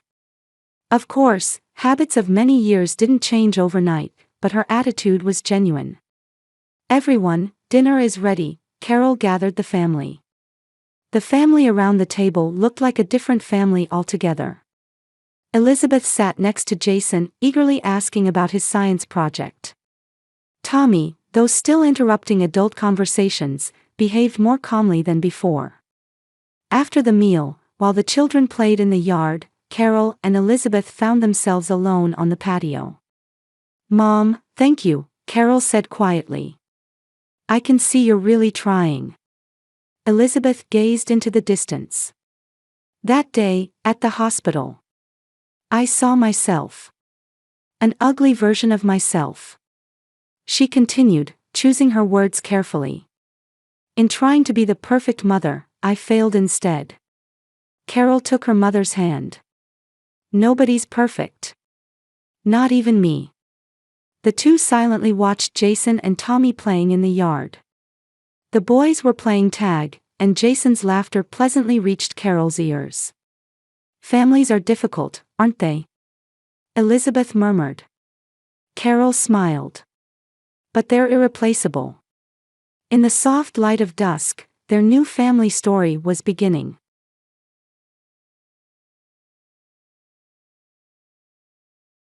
In the small artistic town of Maple Creek, New England, with its historic buildings and gathering of artists, Caroline Bradshaw was brewing coffee in her worn apartment kitchen, bathed in morning light. Through the window, she could see the Victorian building in the center of town, with the golden sign of Bradshaw Gallery gleaming in the morning sun on the top floor. Caroline gazed for just a moment at that place, once her family's pride, now a distant entity. Mom, look! I finished it. Caroline's thoughts were interrupted by her 5-year-old son Noah's energetic voice. In his small hands was a drawing paper with a cat painted in surprisingly delicate strokes. It wasn't just a child's scribble but a picture with remarkable expressiveness that captured even the emotions behind the cat's eyes. That's wonderful, Noah, Caroline smiled, gently stroking her son's brown curls. This cat looks so alive. It's the same one from the park. Its eyes looked sad, he said. Caroline was amazed at her son's observational skills while also seeing herself in his words. She too had an eye for discerning emotions behind surfaces. That talent was now being put to use in her job, teaching children's art classes at the local community art center.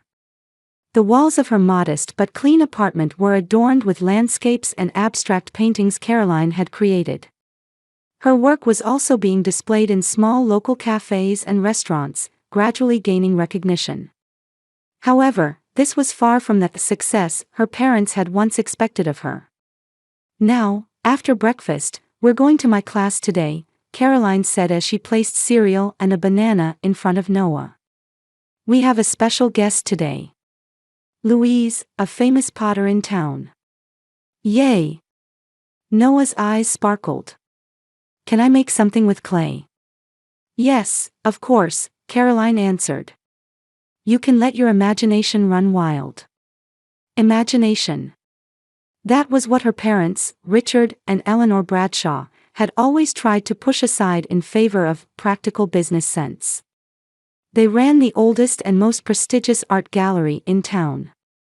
But for them, art was merely a commodity, an investment, and a symbol of social status. Richard carried the pride of a generations-old distinguished family, known for his cool judgment and unwavering decisiveness. Eleanor was a central figure in the town's charitable activities, outwardly warm and sociable, but beneath her elegant appearance, she possessed a will of steel and strict moral standards. And Caroline's sister Victoria was always the perfect daughter. She graduated from an Ivy League school with excellent grades, earned an MBA, and returned to the family business to work as her father's right hand. She followed the life her parents expected and earned respect as a young businesswoman in town. As Caroline prepared for the morning, she occasionally glanced out the window. Today was Friday, there would be a special exhibition at the gallery this weekend. She used to be involved in such preparations. Especially during high school, her artistic talent was recognized by teachers, and she won several local young artist competitions. But her parents categorized her talent as a hobby and expected her to enter the business world in the future. Art is a wonderful talent, but you can't live on that alone, her mother Eleanor often said. As a Bradshaw daughter, you should choose a more practical path. As Caroline buttoned her son's uniform, she remembered herself at 17. The days she spent painting alone in the art room until late at night. And the day she met him, a senior in the art club who also struggled between his family's expectations and his own passion. They became each other's confidants and eventually fell in love. But that relationship turned into one night's mistake, and her life changed completely. When the pregnancy test showed positive, she was only 17. It took weeks to find the courage to tell her parents, but the result was far more violent than she had anticipated. "Mom, let's go." Noah's voice interrupted her thoughts. He had already put on his backpack and was waiting by the door. "Yes, let's go." Caroline shook off the memories of the past and put on a smile. Before leaving the apartment, she checked her appearance in the small mirror by the entrance. Brown curly hair, greenish-blue eyes, a slightly tired expression. She took a deep breath and straightened her shoulders. Now she had no time to lament the past. She could only move forward, for Noah's future. On the way to the art center, her cell phone rang. Looking at the screen, she saw a name that hadn't rung for 5 years. Victoria. Caroline stared at the phone, feeling her chest tighten. Contact after 5 years. What had happened? After a moment's hesitation, she answered. "Caroline, it's me. I want to talk to you." Her sister's voice sounded a bit tense. Caroline caught her breath. "Has something happened? I want to talk to you in person. Please." Caroline remained silent for a long time. Noah held her hand, looking up curiously. "All right," she finally answered. "When?"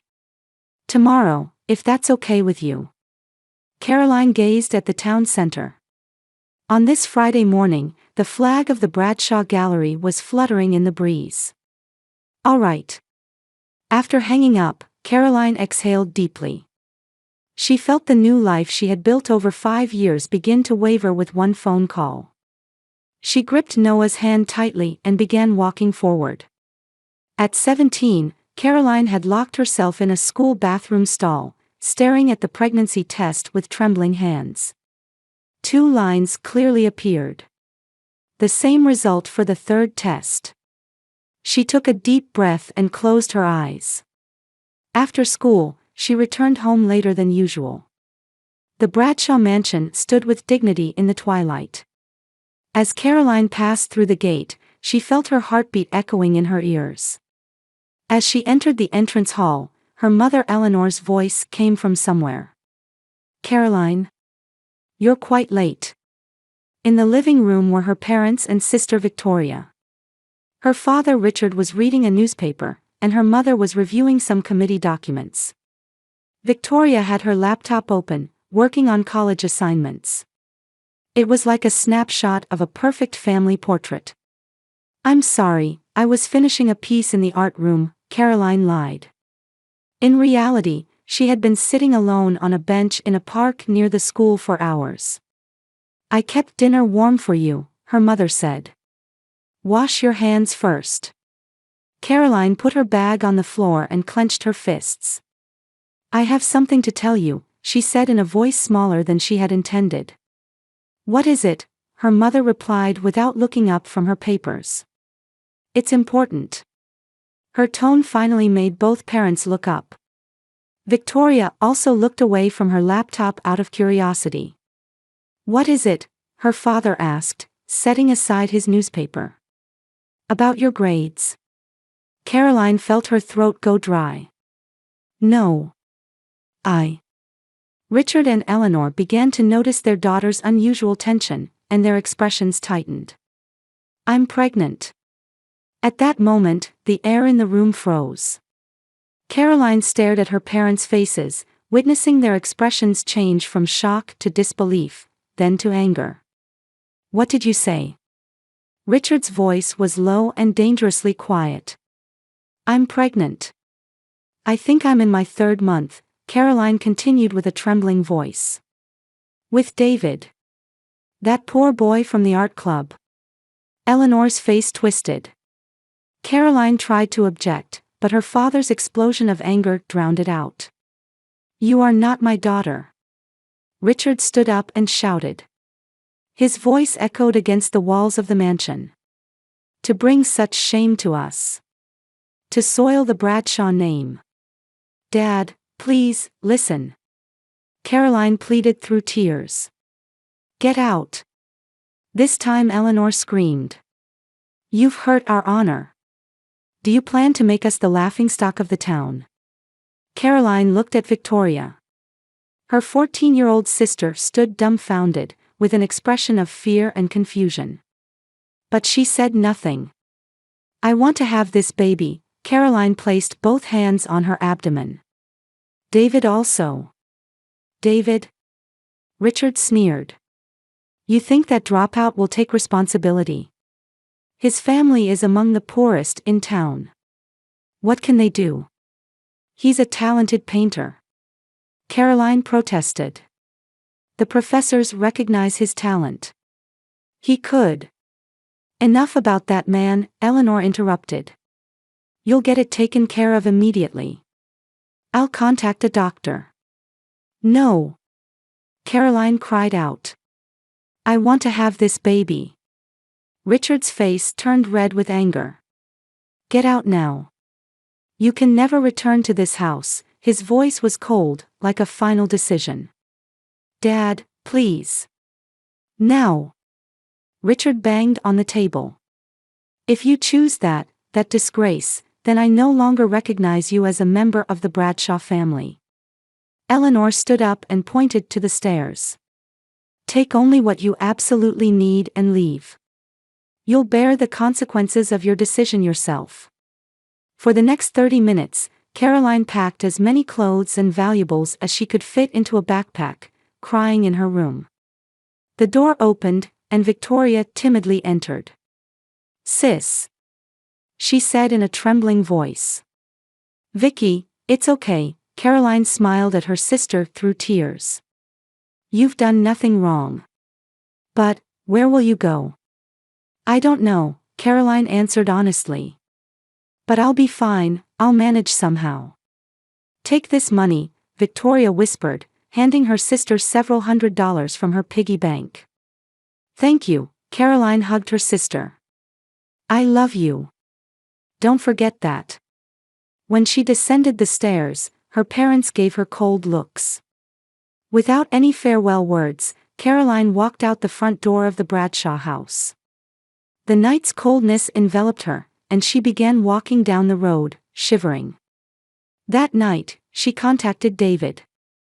However, his response was completely different from what she had expected. I can't do this, Caroline, he said over the phone. My father arranged a scholarship for me. I can go to art school in New York next month. I can't throw everything away for a child. But you said you loved me, Caroline's voice was trembling. I'm sorry, his voice conveyed more relief than regret. I really like you, but I'm not ready to be a father. You understand, right? After the call ended, Caroline sat hugging her knees crying in the phone booth. She wandered the town all night and headed to high school in the morning, exhausted.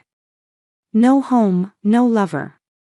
She had only her baby and a small amount of money. Caroline. In front of the school's art room, Ms. Grace Anderson called out to her in surprise. What are you doing here so early? Are you all right? Caroline looked up at her teacher with a face pale from fatigue and cold. She couldn't say anything, just collapsed in tears. Ms. Grace hugged her and whispered softly, What happened? What's wrong? And Caroline told her everything. Her parents' anger, being thrown out, David's betrayal. Ms. Grace listened silently, gently stroking her shoulder. Come to my house, the teacher said decisively. You're not alone. I'll help you. Caroline nodded with inexpressible gratitude. She was still 17, pregnant, abandoned by her family, and at a loss. But in that moment, she found a glimmer of hope.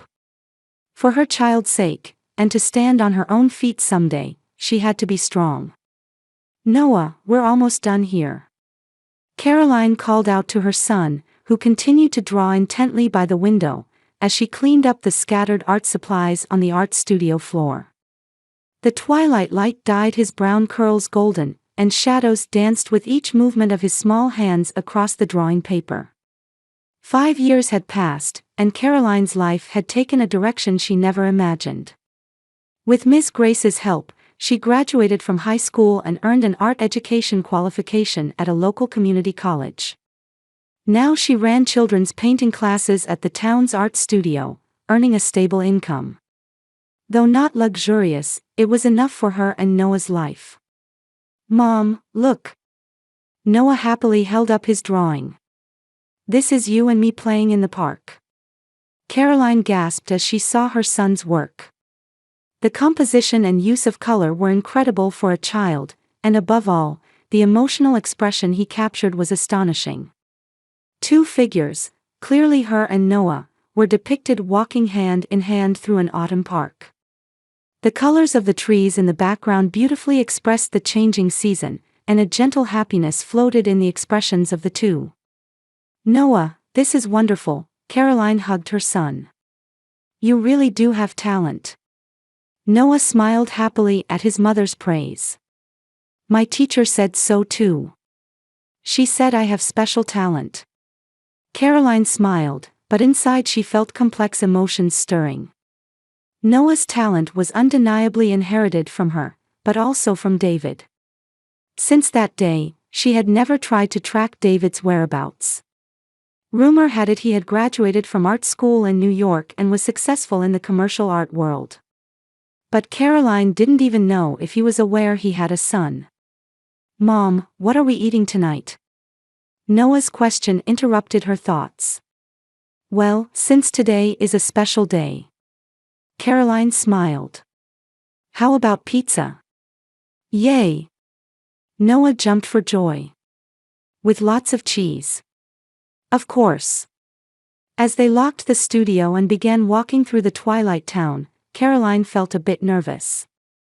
After the phone call with Victoria, she hadn't slept all night. The next morning, she sent a reply message to her sister, "Let's meet at the Central Park Cafe at 3 p.m. tomorrow." Tomorrow. The day she would meet a family member after 5 years. Her heart was heavy, swirling with complex emotions. Back at the apartment, they enjoyed their delivered pizza, talking about the day's events as usual. Noah enthusiastically told about adventures with his classmates, praise from his teacher, and oddly shaped clouds he saw in the park. While Caroline's heart warmed at her son's innocent joy, the thought of tomorrow's meeting wouldn't leave her mind. After Noah fell asleep, Caroline sat at the small desk in the living room and opened an old scrapbook. It contained high school memories, newspaper articles from when she won art contests, and the last photo with her parents. She touched the photo, feeling its coldness. The next afternoon, Caroline dropped Noah off at the studio's children's program earlier than usual and headed to Central Park alone. Sitting at a cafe terrace table, nervously stirring her coffee, a familiar figure entered her view. Caroline.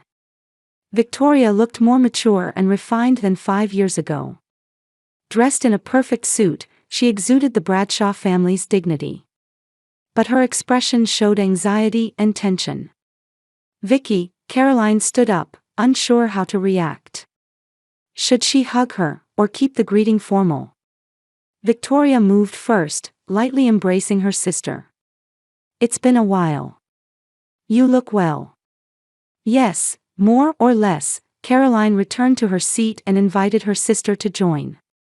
"You've really grown up too."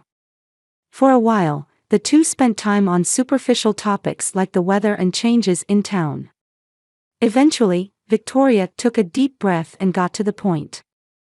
"I'm getting married next month." "Congratulations," Caroline said sincerely. "Who's the lucky man?"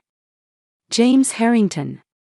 He's the son of one of Dad's friends." Victoria smiled a bit shyly. "We first met through our parents, but he's really a wonderful person." Seeing her sister's happy face, Caroline felt relief rather than envy. "That's wonderful." "Caroline, Victoria's expression turned serious. I want you to come to the wedding. Caroline put down her coffee cup, unable to hide her surprise. Me?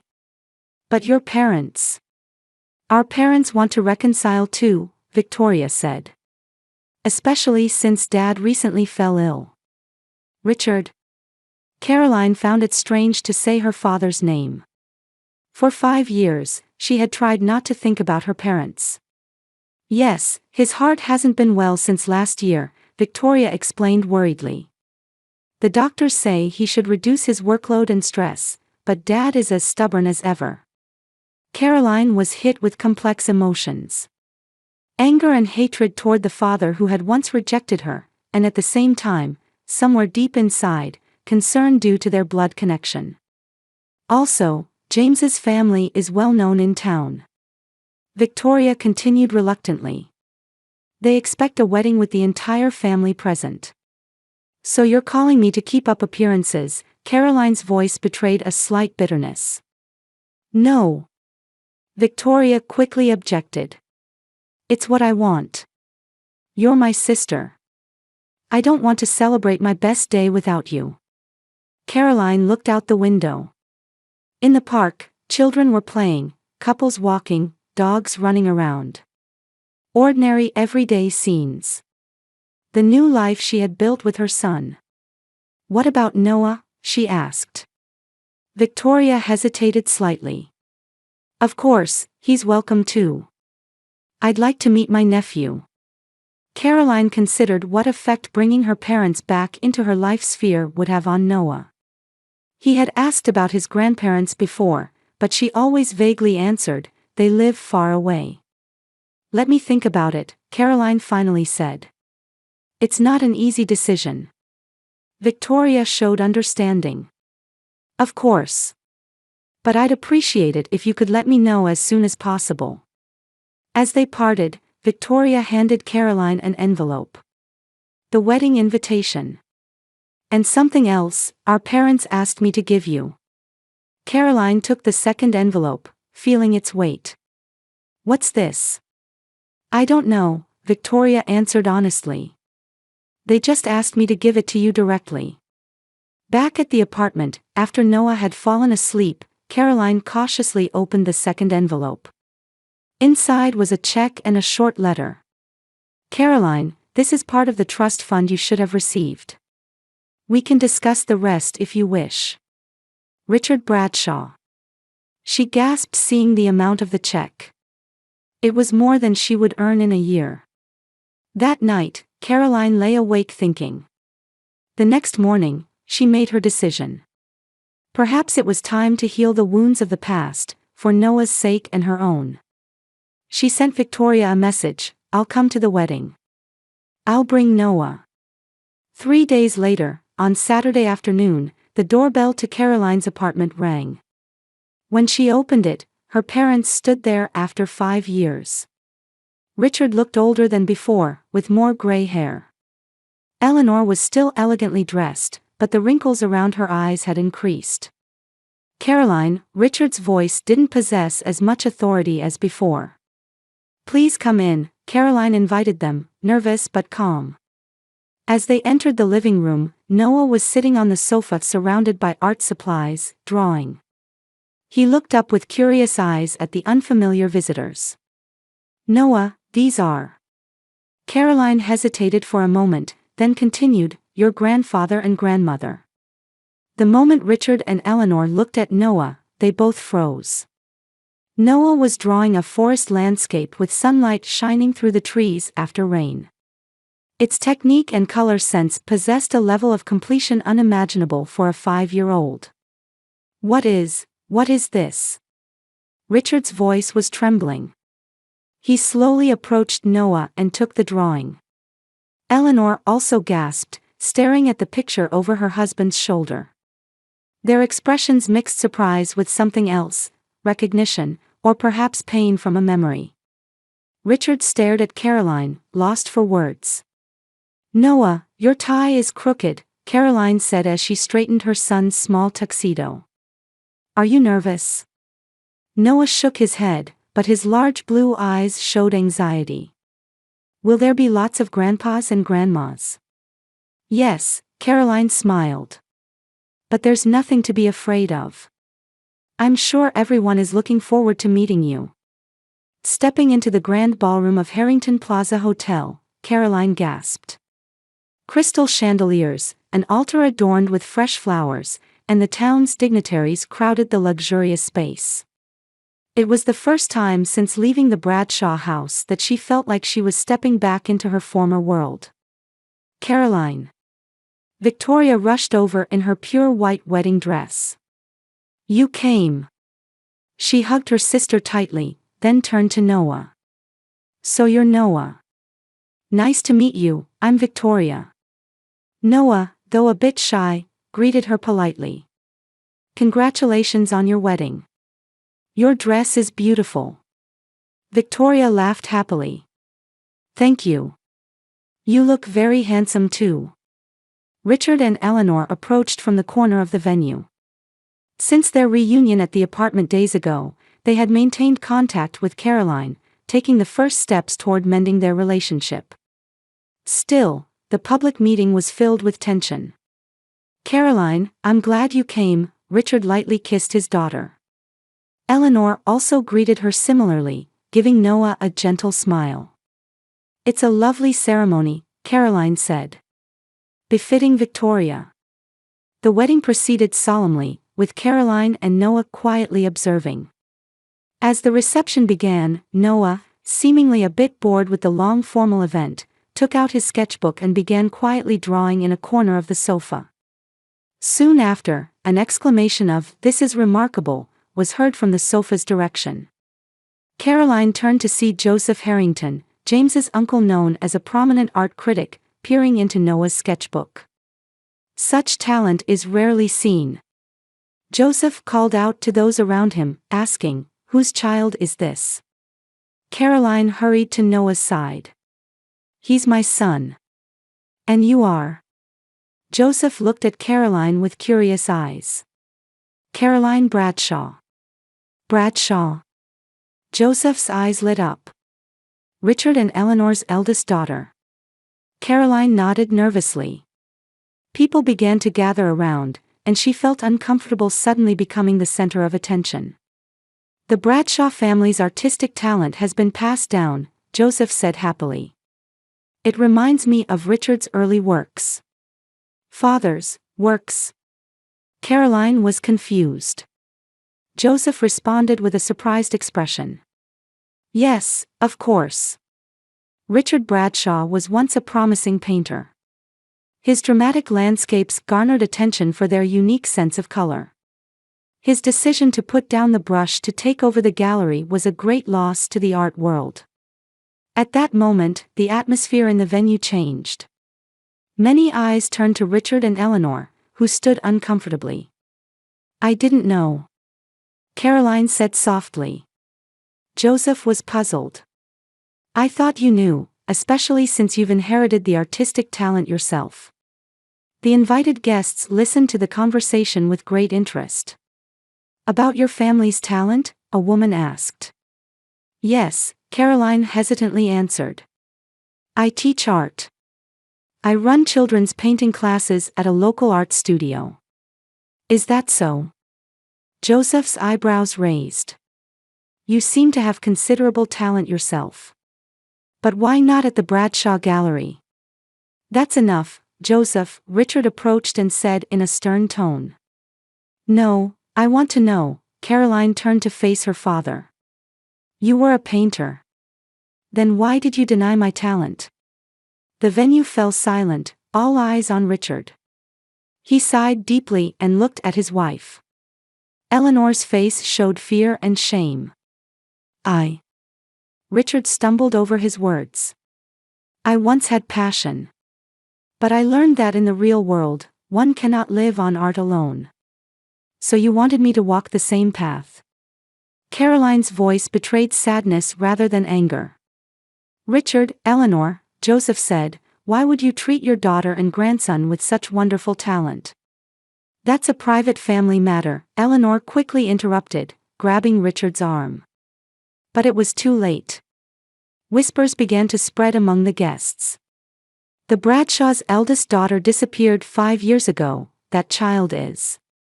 I heard there was a scandal. Caroline grabbed Noah's hand, intending to leave the venue. She didn't want to ruin her sister's special day. But Victoria blocked her path. Don't go, Victoria grabbed her sister's hand. Standing in the center of the venue in her bridal dress, she said loudly, "Today is my wedding. And what matters most to me is that my family is together again." She embraced Caroline and Noah, continuing, "I am truly happy that my sister and nephew have returned to us." Applause erupted from the venue. The Harrington family also sent warm glances, and James, Victoria's new husband, stood by his wife's side, placing a hand on her shoulder. Caroline, Richard approached his daughter, conscious of people's gazes but determined. "We were wrong for our attitude that day. I apologize." Eleanor also stood beside her husband, gazing at Noah. "We want your forgiveness. We want a chance to start over." Caroline regarded her parents calmly and said in a low voice, "A simple apology isn't enough. If you truly care about Noah, show it through sincere reflection and action." Placing a hand on her son's shoulder, she continued, "He has the right to make his own choices, and I respect those choices. If you can understand that, perhaps we can gradually restore our relationship." Richard and Eleanor nodded, accepting the public humiliation. On Christmas morning, snow quietly accumulated in the streets of Maple Creek. The view from Caroline's apartment window looked like a postcard. "Mom, wake up. Santa came." Noah's excited voice woke Caroline. 6 months had passed since Victoria's wedding, and changes had gradually come to Caroline and Noah's lives. Under the small living room tree were more presents than ever before, including some from Richard and Eleanor. "Is Grandpa coming?" Noah asked with shining eyes. "Yes, at 10 o'clock, Caroline answered. Her voice no longer held the rejection it once did, though it wasn't yet complete trust. After the wedding, Richard had kept his promise and began to reclaim his passion for art. He opened his long-ceiled studio and occasionally taught Noah how to paint. Eleanor also continued to build a relationship with her grandson, setting aside time each Saturday to spend in the park together. The Bradshaw Gallery was also changing gradually. Richard named a section of the gallery New Generation and started a program to discover and support young local talent. Works by Caroline's students were displayed there, and she herself occasionally held workshops. The doorbell rang, and when Caroline opened it, there was a sight she could never have imagined before. Richard and Eleanor stood there, holding large presents. "Merry Christmas," Richard said. In his eyes was a warm light, not the cold dignity of the past. That afternoon, as they enjoyed Christmas dinner, the doorbell suddenly rang. When Caroline opened it, a man stood there. "Caroline." His voice trembled slightly. "It's been a while." "David." Noah's father. He had suddenly contacted her after seeing Noah's talent featured in the newspaper. "You can't come in," Caroline said calmly. "For 5 years, not a single contact, no child support, and now what are you here for?" "I have rights," David raised his voice. "That boy is my son." At that moment, Richard appeared at the door. "You have no rights," he said in a stern tone. "Neither legally nor morally." David flinched momentarily at the dignified presence of the Bradshaw family patriarch, but quickly retorted, "I'll talk to the media." Genius boy's real father denied recognition. "Feel free," Richard said calmly. "However, before that, all of your past actions, including impregnating and abandoning a 17-year-old girl, will all become public." David's face changed color, and he eventually left. Later, it was revealed he had made the same mistake with another young woman and faced legal troubles for child support delinquency in multiple states. On Christmas night, after Noah had fallen asleep, Caroline sat in the living room with Richard and Eleanor. "I haven't completely forgiven you," Caroline said quietly. "But for Noah's sake, I want to move forward little by little." Richard nodded and took his wife's hand. "We feel the same way." Outside the window, snow continued to fall quietly, and with expectations for the new year, seeds of change began to sprout little by little in their hearts.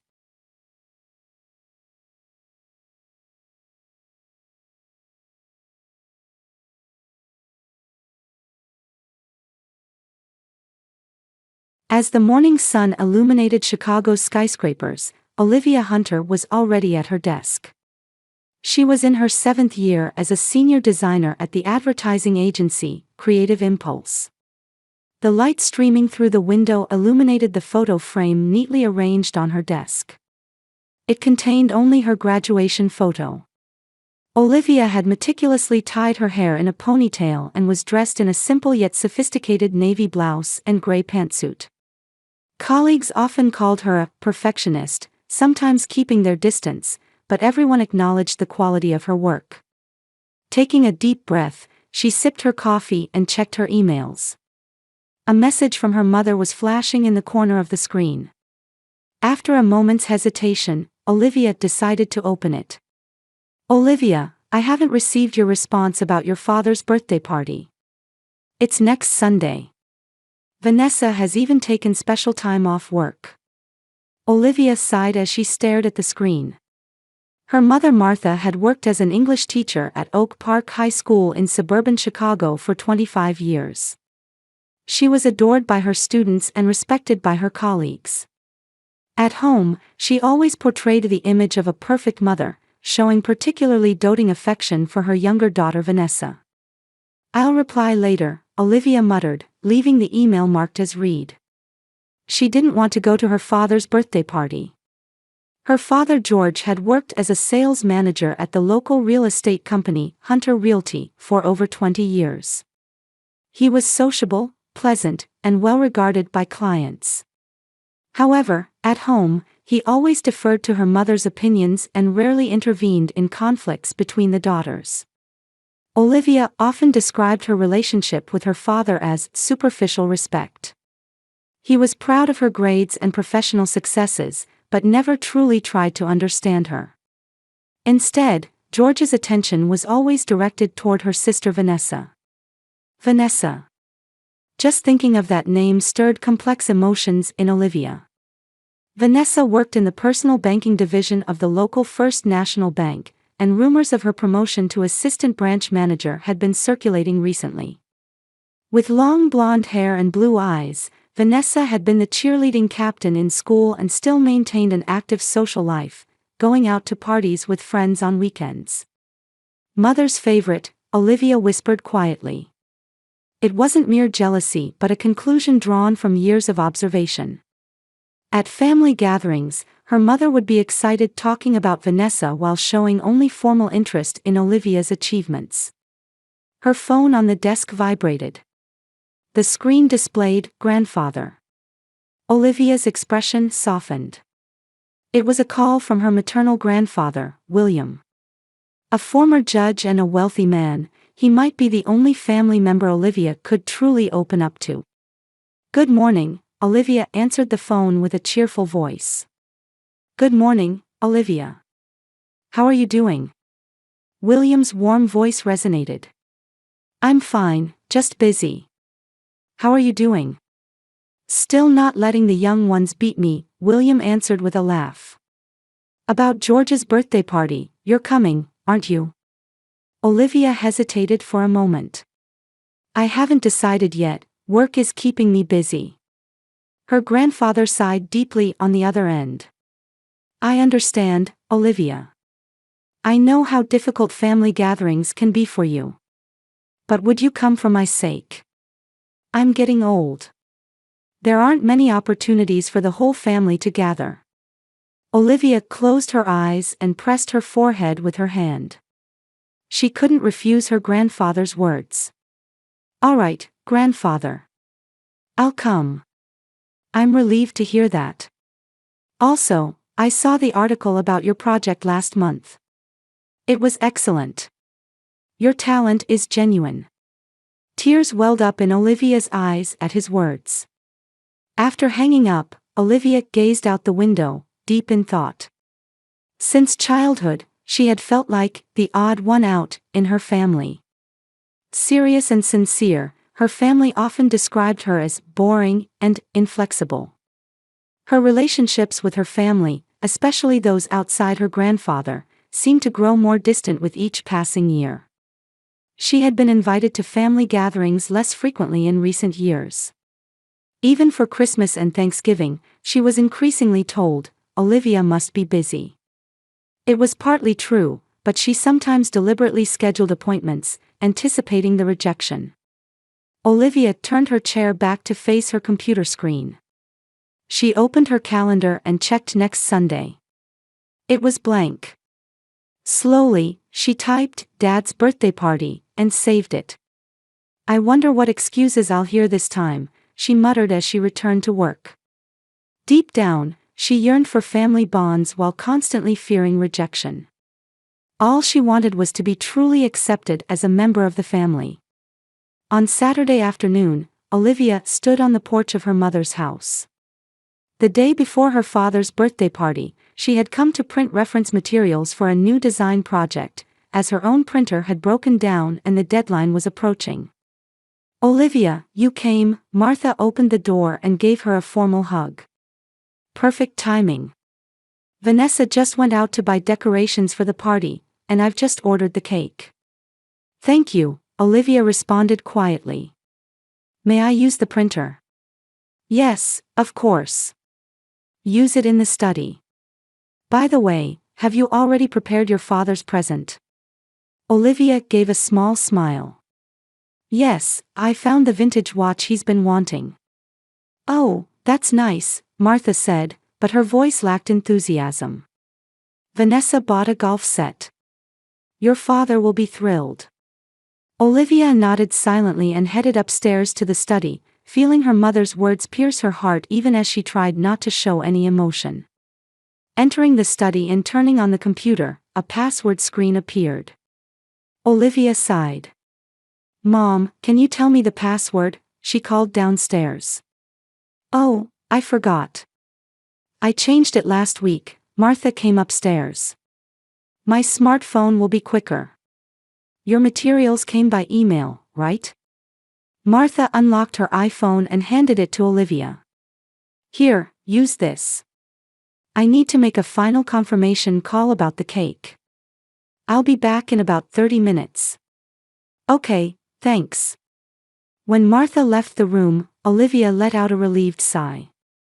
She opened the email app on her mother's smartphone and began searching for the materials she had sent herself.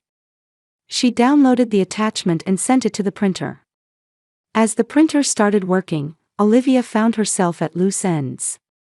Unconsciously, she returned to the home screen of her mother's phone and began scrolling through the apps. Her attention was caught by a folder labeled Private Albums. Private albums?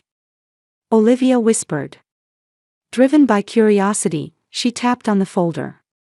The screen displayed dozens of photo albums with titles like Vanessa's Birthday, Florida Trip 2023, Christmas Dinner, Family Weekend. Olivia frowned. She had never heard about these events. Strange. She tapped on the album titled Vanessa's Birthday. Photos appeared one after another. Her sister Vanessa sitting smiling in front of a birthday cake. Surrounding her were their parents, friends, and relatives. Olivia gasped. This was from 3 months ago. She hadn't been invited. What is this? Her hands began to shake. Next, she opened Florida Trip 2023. There were photos of her parents and Vanessa enjoying themselves on a beach in Miami. Checking the date, it was the same week Olivia had been told can't go on a family trip because of an important presentation. They lied to me.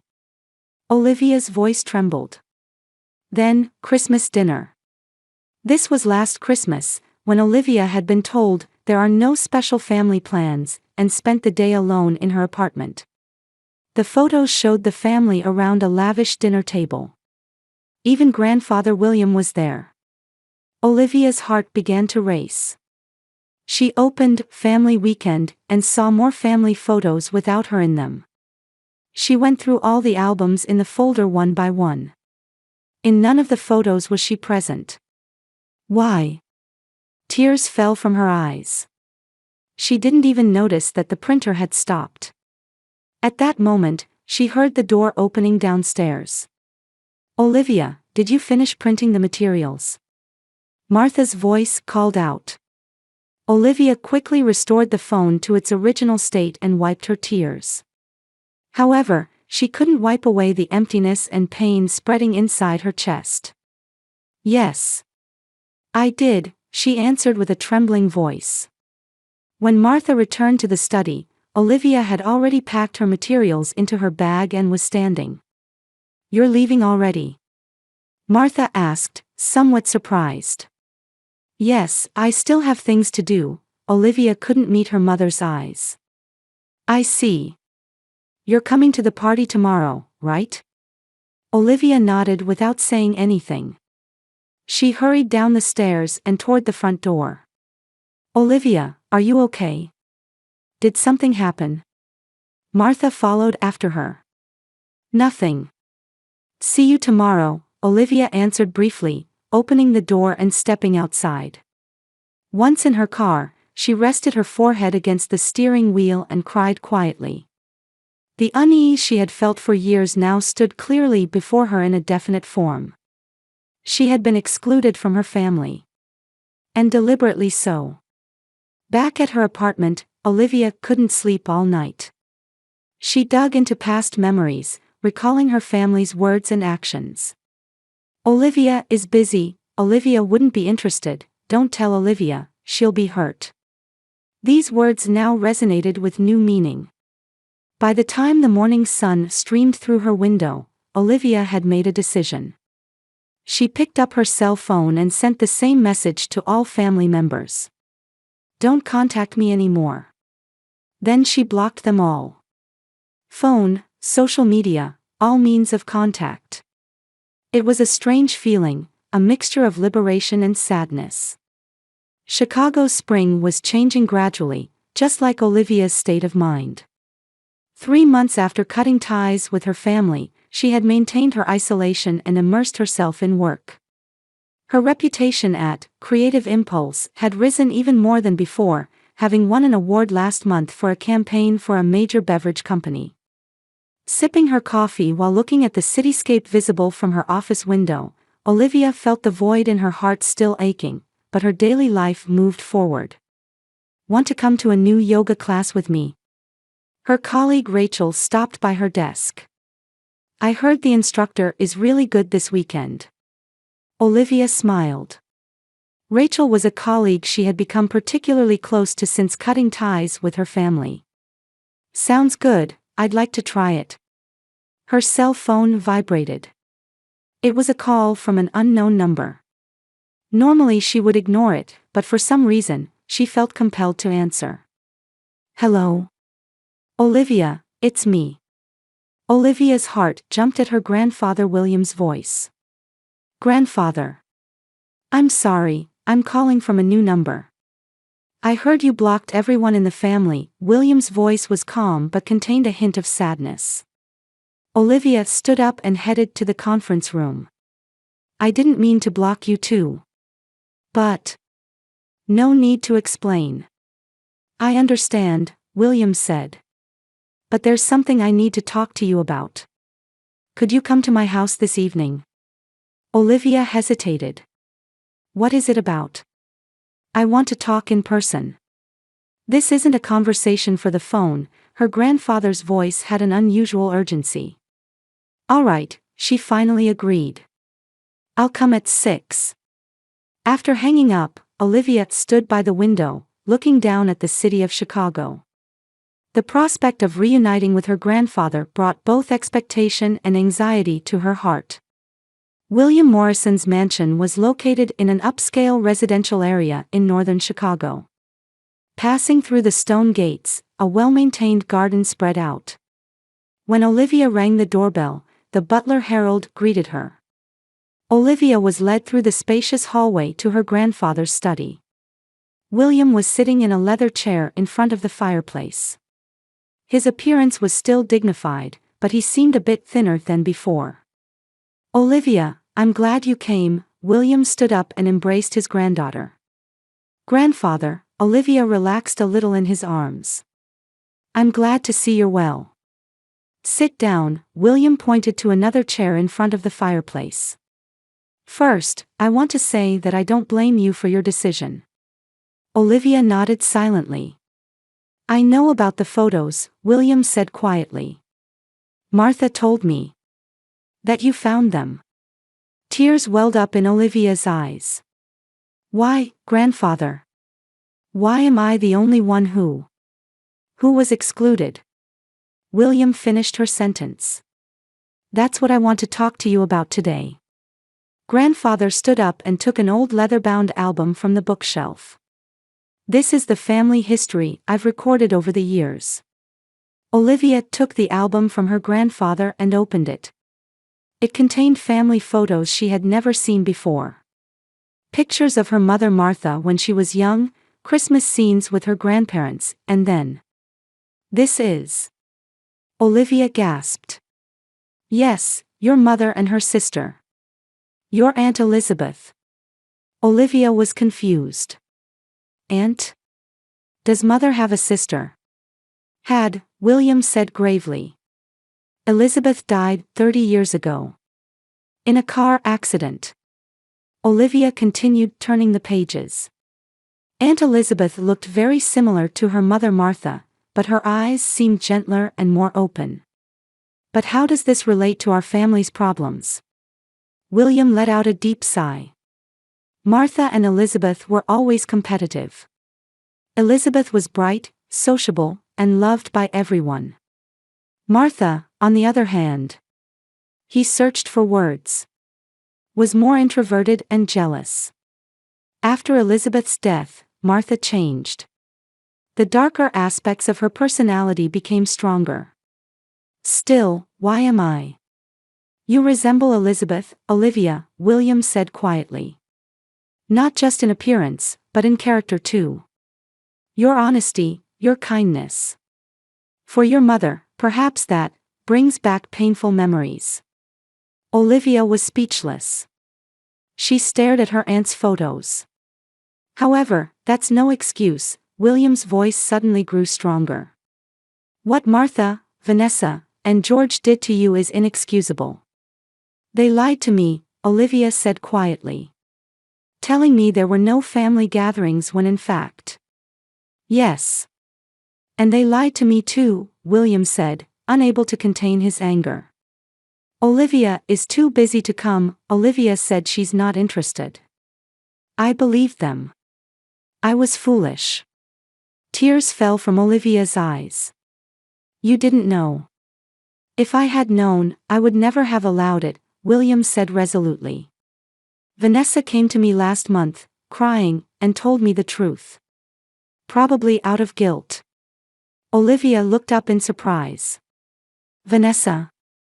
"Yes. Your estrangement seems to have shocked her. She has always done what her mother told her, but this time her conscience must have troubled her." William stood up and walked to his desk. "Olivia, I've made a decision. Next Saturday, I'm holding a special dinner at this house.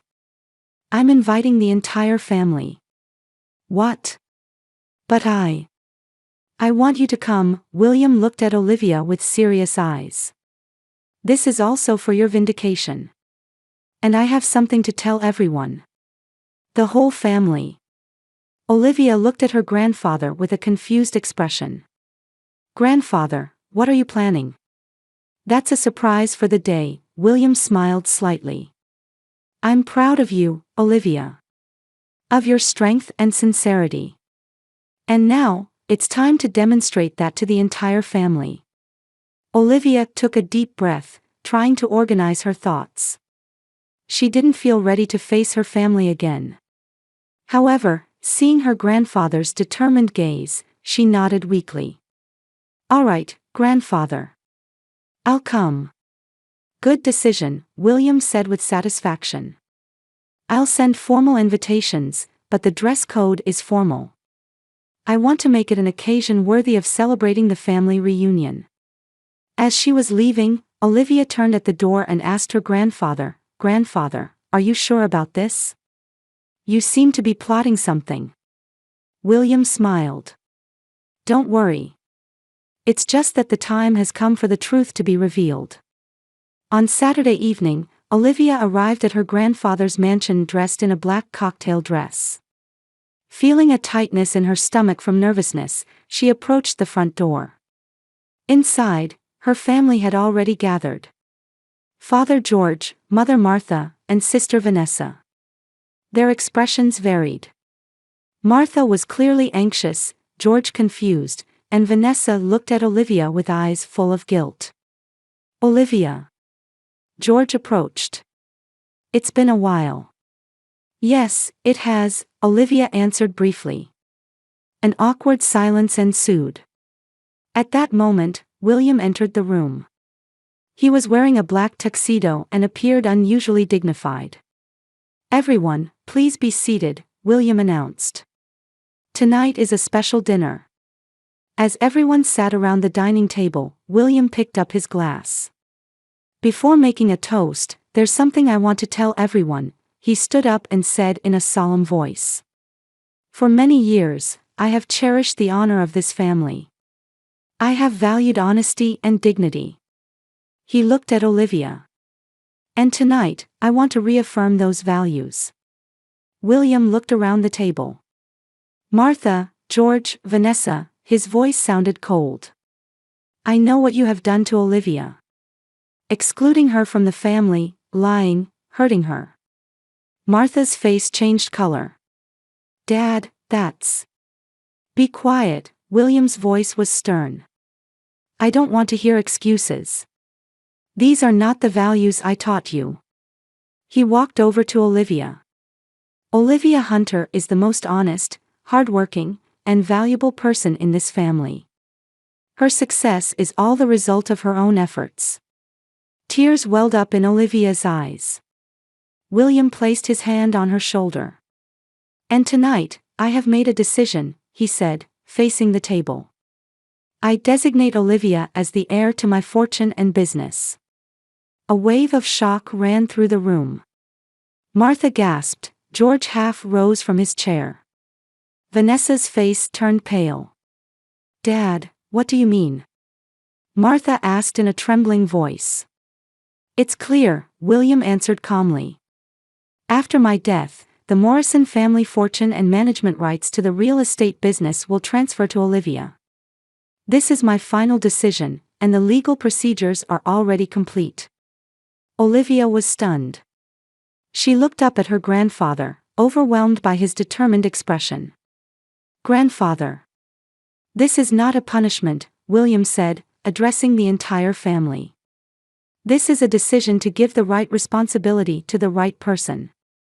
William raised his glass. "To Olivia Hunter. My granddaughter and the future of the Morrison family." With trembling hands, Olivia raised her own glass.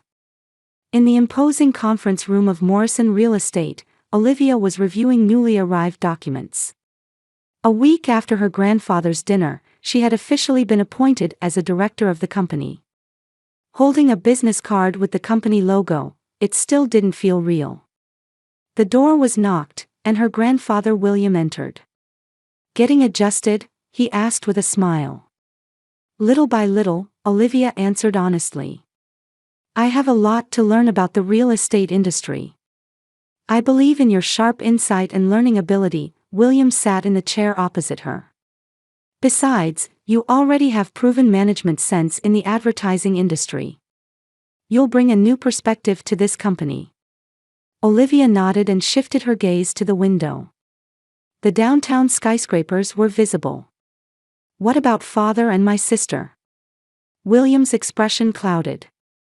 "On the surface, they're accepting your appointment.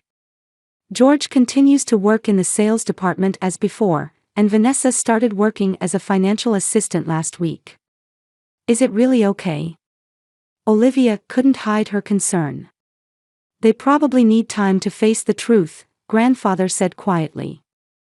Now then, from today I'm giving you access to all accounting records and transaction histories.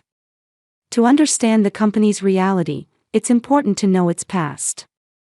From that day on, Olivia began dividing her time between her job at the advertising agency and managing Morrison Company. Her attention to detail and analytical skills quickly began to show results. She scrutinized the accounting records for the past 5 years and investigated transaction patterns. 3 weeks later, at night, Olivia remained at the company office, concentrating on reading materials. She frowned as she checked the same numbers repeatedly. Strange, she muttered.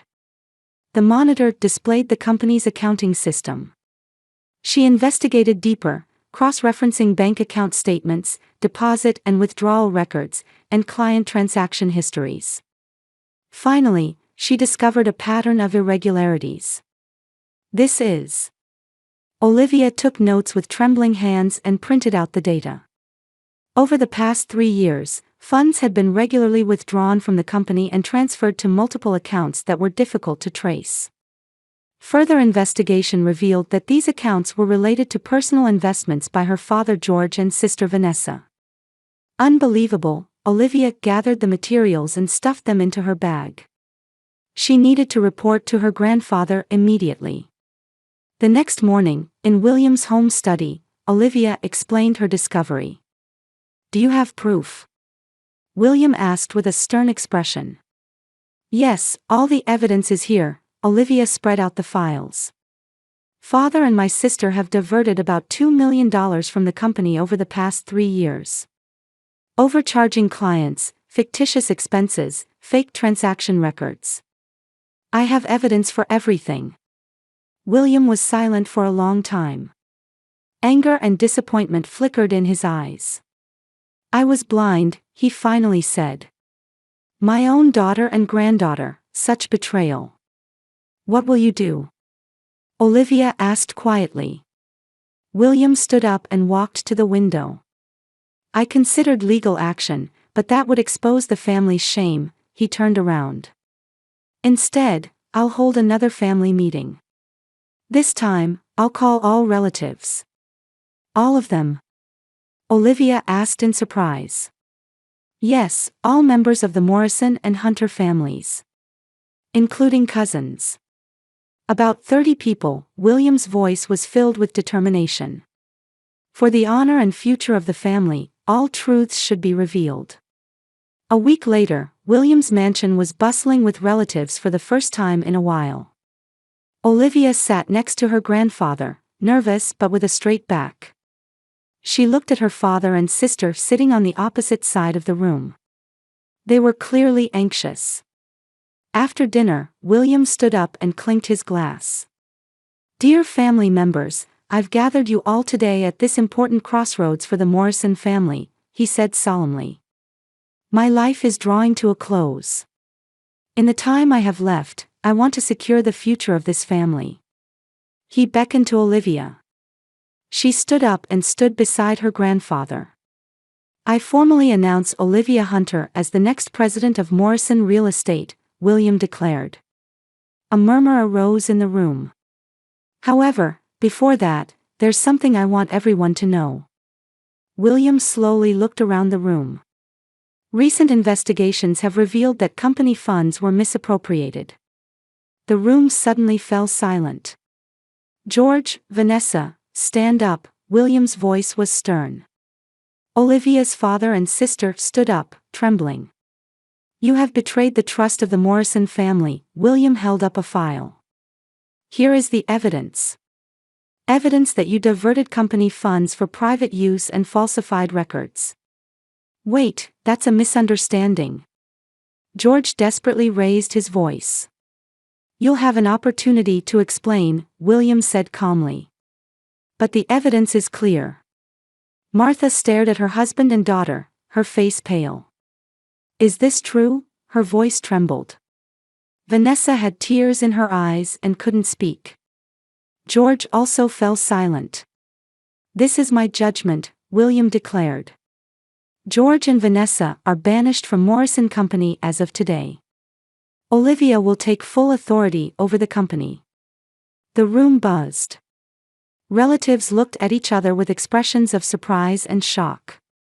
Olivia stood quietly, savoring the irony of fate. The family that had excluded her would now be excluded by her. But there was no joy in her heart. Only a quiet conviction that justice was being served.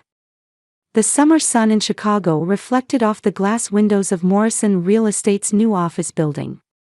As preparations for the first anniversary celebration continued, Olivia stood by the window, gazing at the city view. Over the past year, her life had changed in unimaginable ways. "Everything is ready, President," her secretary Jennifer smiled as she entered the room. Olivia turned around and returned a grateful smile. "Thank you. Has grandfather arrived?" "Yes, he's waiting in the lobby.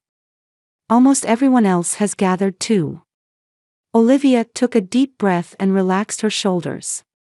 "Let's go then." As she rode the elevator, she reflected on the past year. After her father and sister's fraud was exposed, she courageously resigned from creative impulse and devoted all her energy to rebuilding Morrison Company. Initially, she struggled to regain the industry's trust, but her integrity and innovative approach gradually won recognition. Currently, Morrison Company had achieved 20% growth compared to the previous year and was once again a respected company in the real estate industry. Arriving at the lobby, William was standing straight despite holding a cane. Next to him was Olivia's mother Martha. "Olivia," her mother called out, looking a bit tense. "Mom, thank you for coming," Olivia responded quietly. Repairing the relationship with Martha was slow and not easy. After deciding to separate from George, Martha had attempted to contact her daughter and apologized multiple times. Olivia had initially kept her distance, but over time began to open her heart. "You've raised a wonderful company," William said, embracing his granddaughter's shoulders. "I'm proud." "It's all thanks to you, grandfather," Olivia smiled. At the venue, clients and employees had gathered to celebrate Olivia's achievements. Models and drawings of new projects were displayed on the walls, symbolizing Morrison Company's bright future. When it was time for the congratulatory speech, William took the stage. "Ladies and gentlemen, thank you all for gathering today. 1 year ago, I made a major decision regarding the future of this company. And now, I am confident that decision was correct." He extended his hand to Olivia. As she stepped onto the stage, applause erupted. Later in the party, as Olivia was taking a break in a quiet corner, her mother approached. "I heard from Vanessa," Martha said quietly. "She's still unable to recover from the broken engagement." Olivia nodded silently. Her sister's fiancé's family had broken off the engagement immediately after the fraud was exposed. "What did you tell her?" "The truth," Martha answered. "That actions have consequences." A quiet understanding flowed between them. "What about Dad?" Olivia asked. "I heard he got a job at a small real estate company in another state," Martha shrugged. "We won't be getting back together, I think." Olivia gazed out the window. The sunset was beginning to spread across the sky. The hatred and anger were gradually fading, and instead, a quiet acceptance and determination to move forward filled her heart. "A new beginning," she said quietly. "Yes," Martha agreed. "For all of us." Olivia gave her mother a small smile. The future was still uncertain, but she was confident in the path she was walking. No hidden truth would ever shake her again.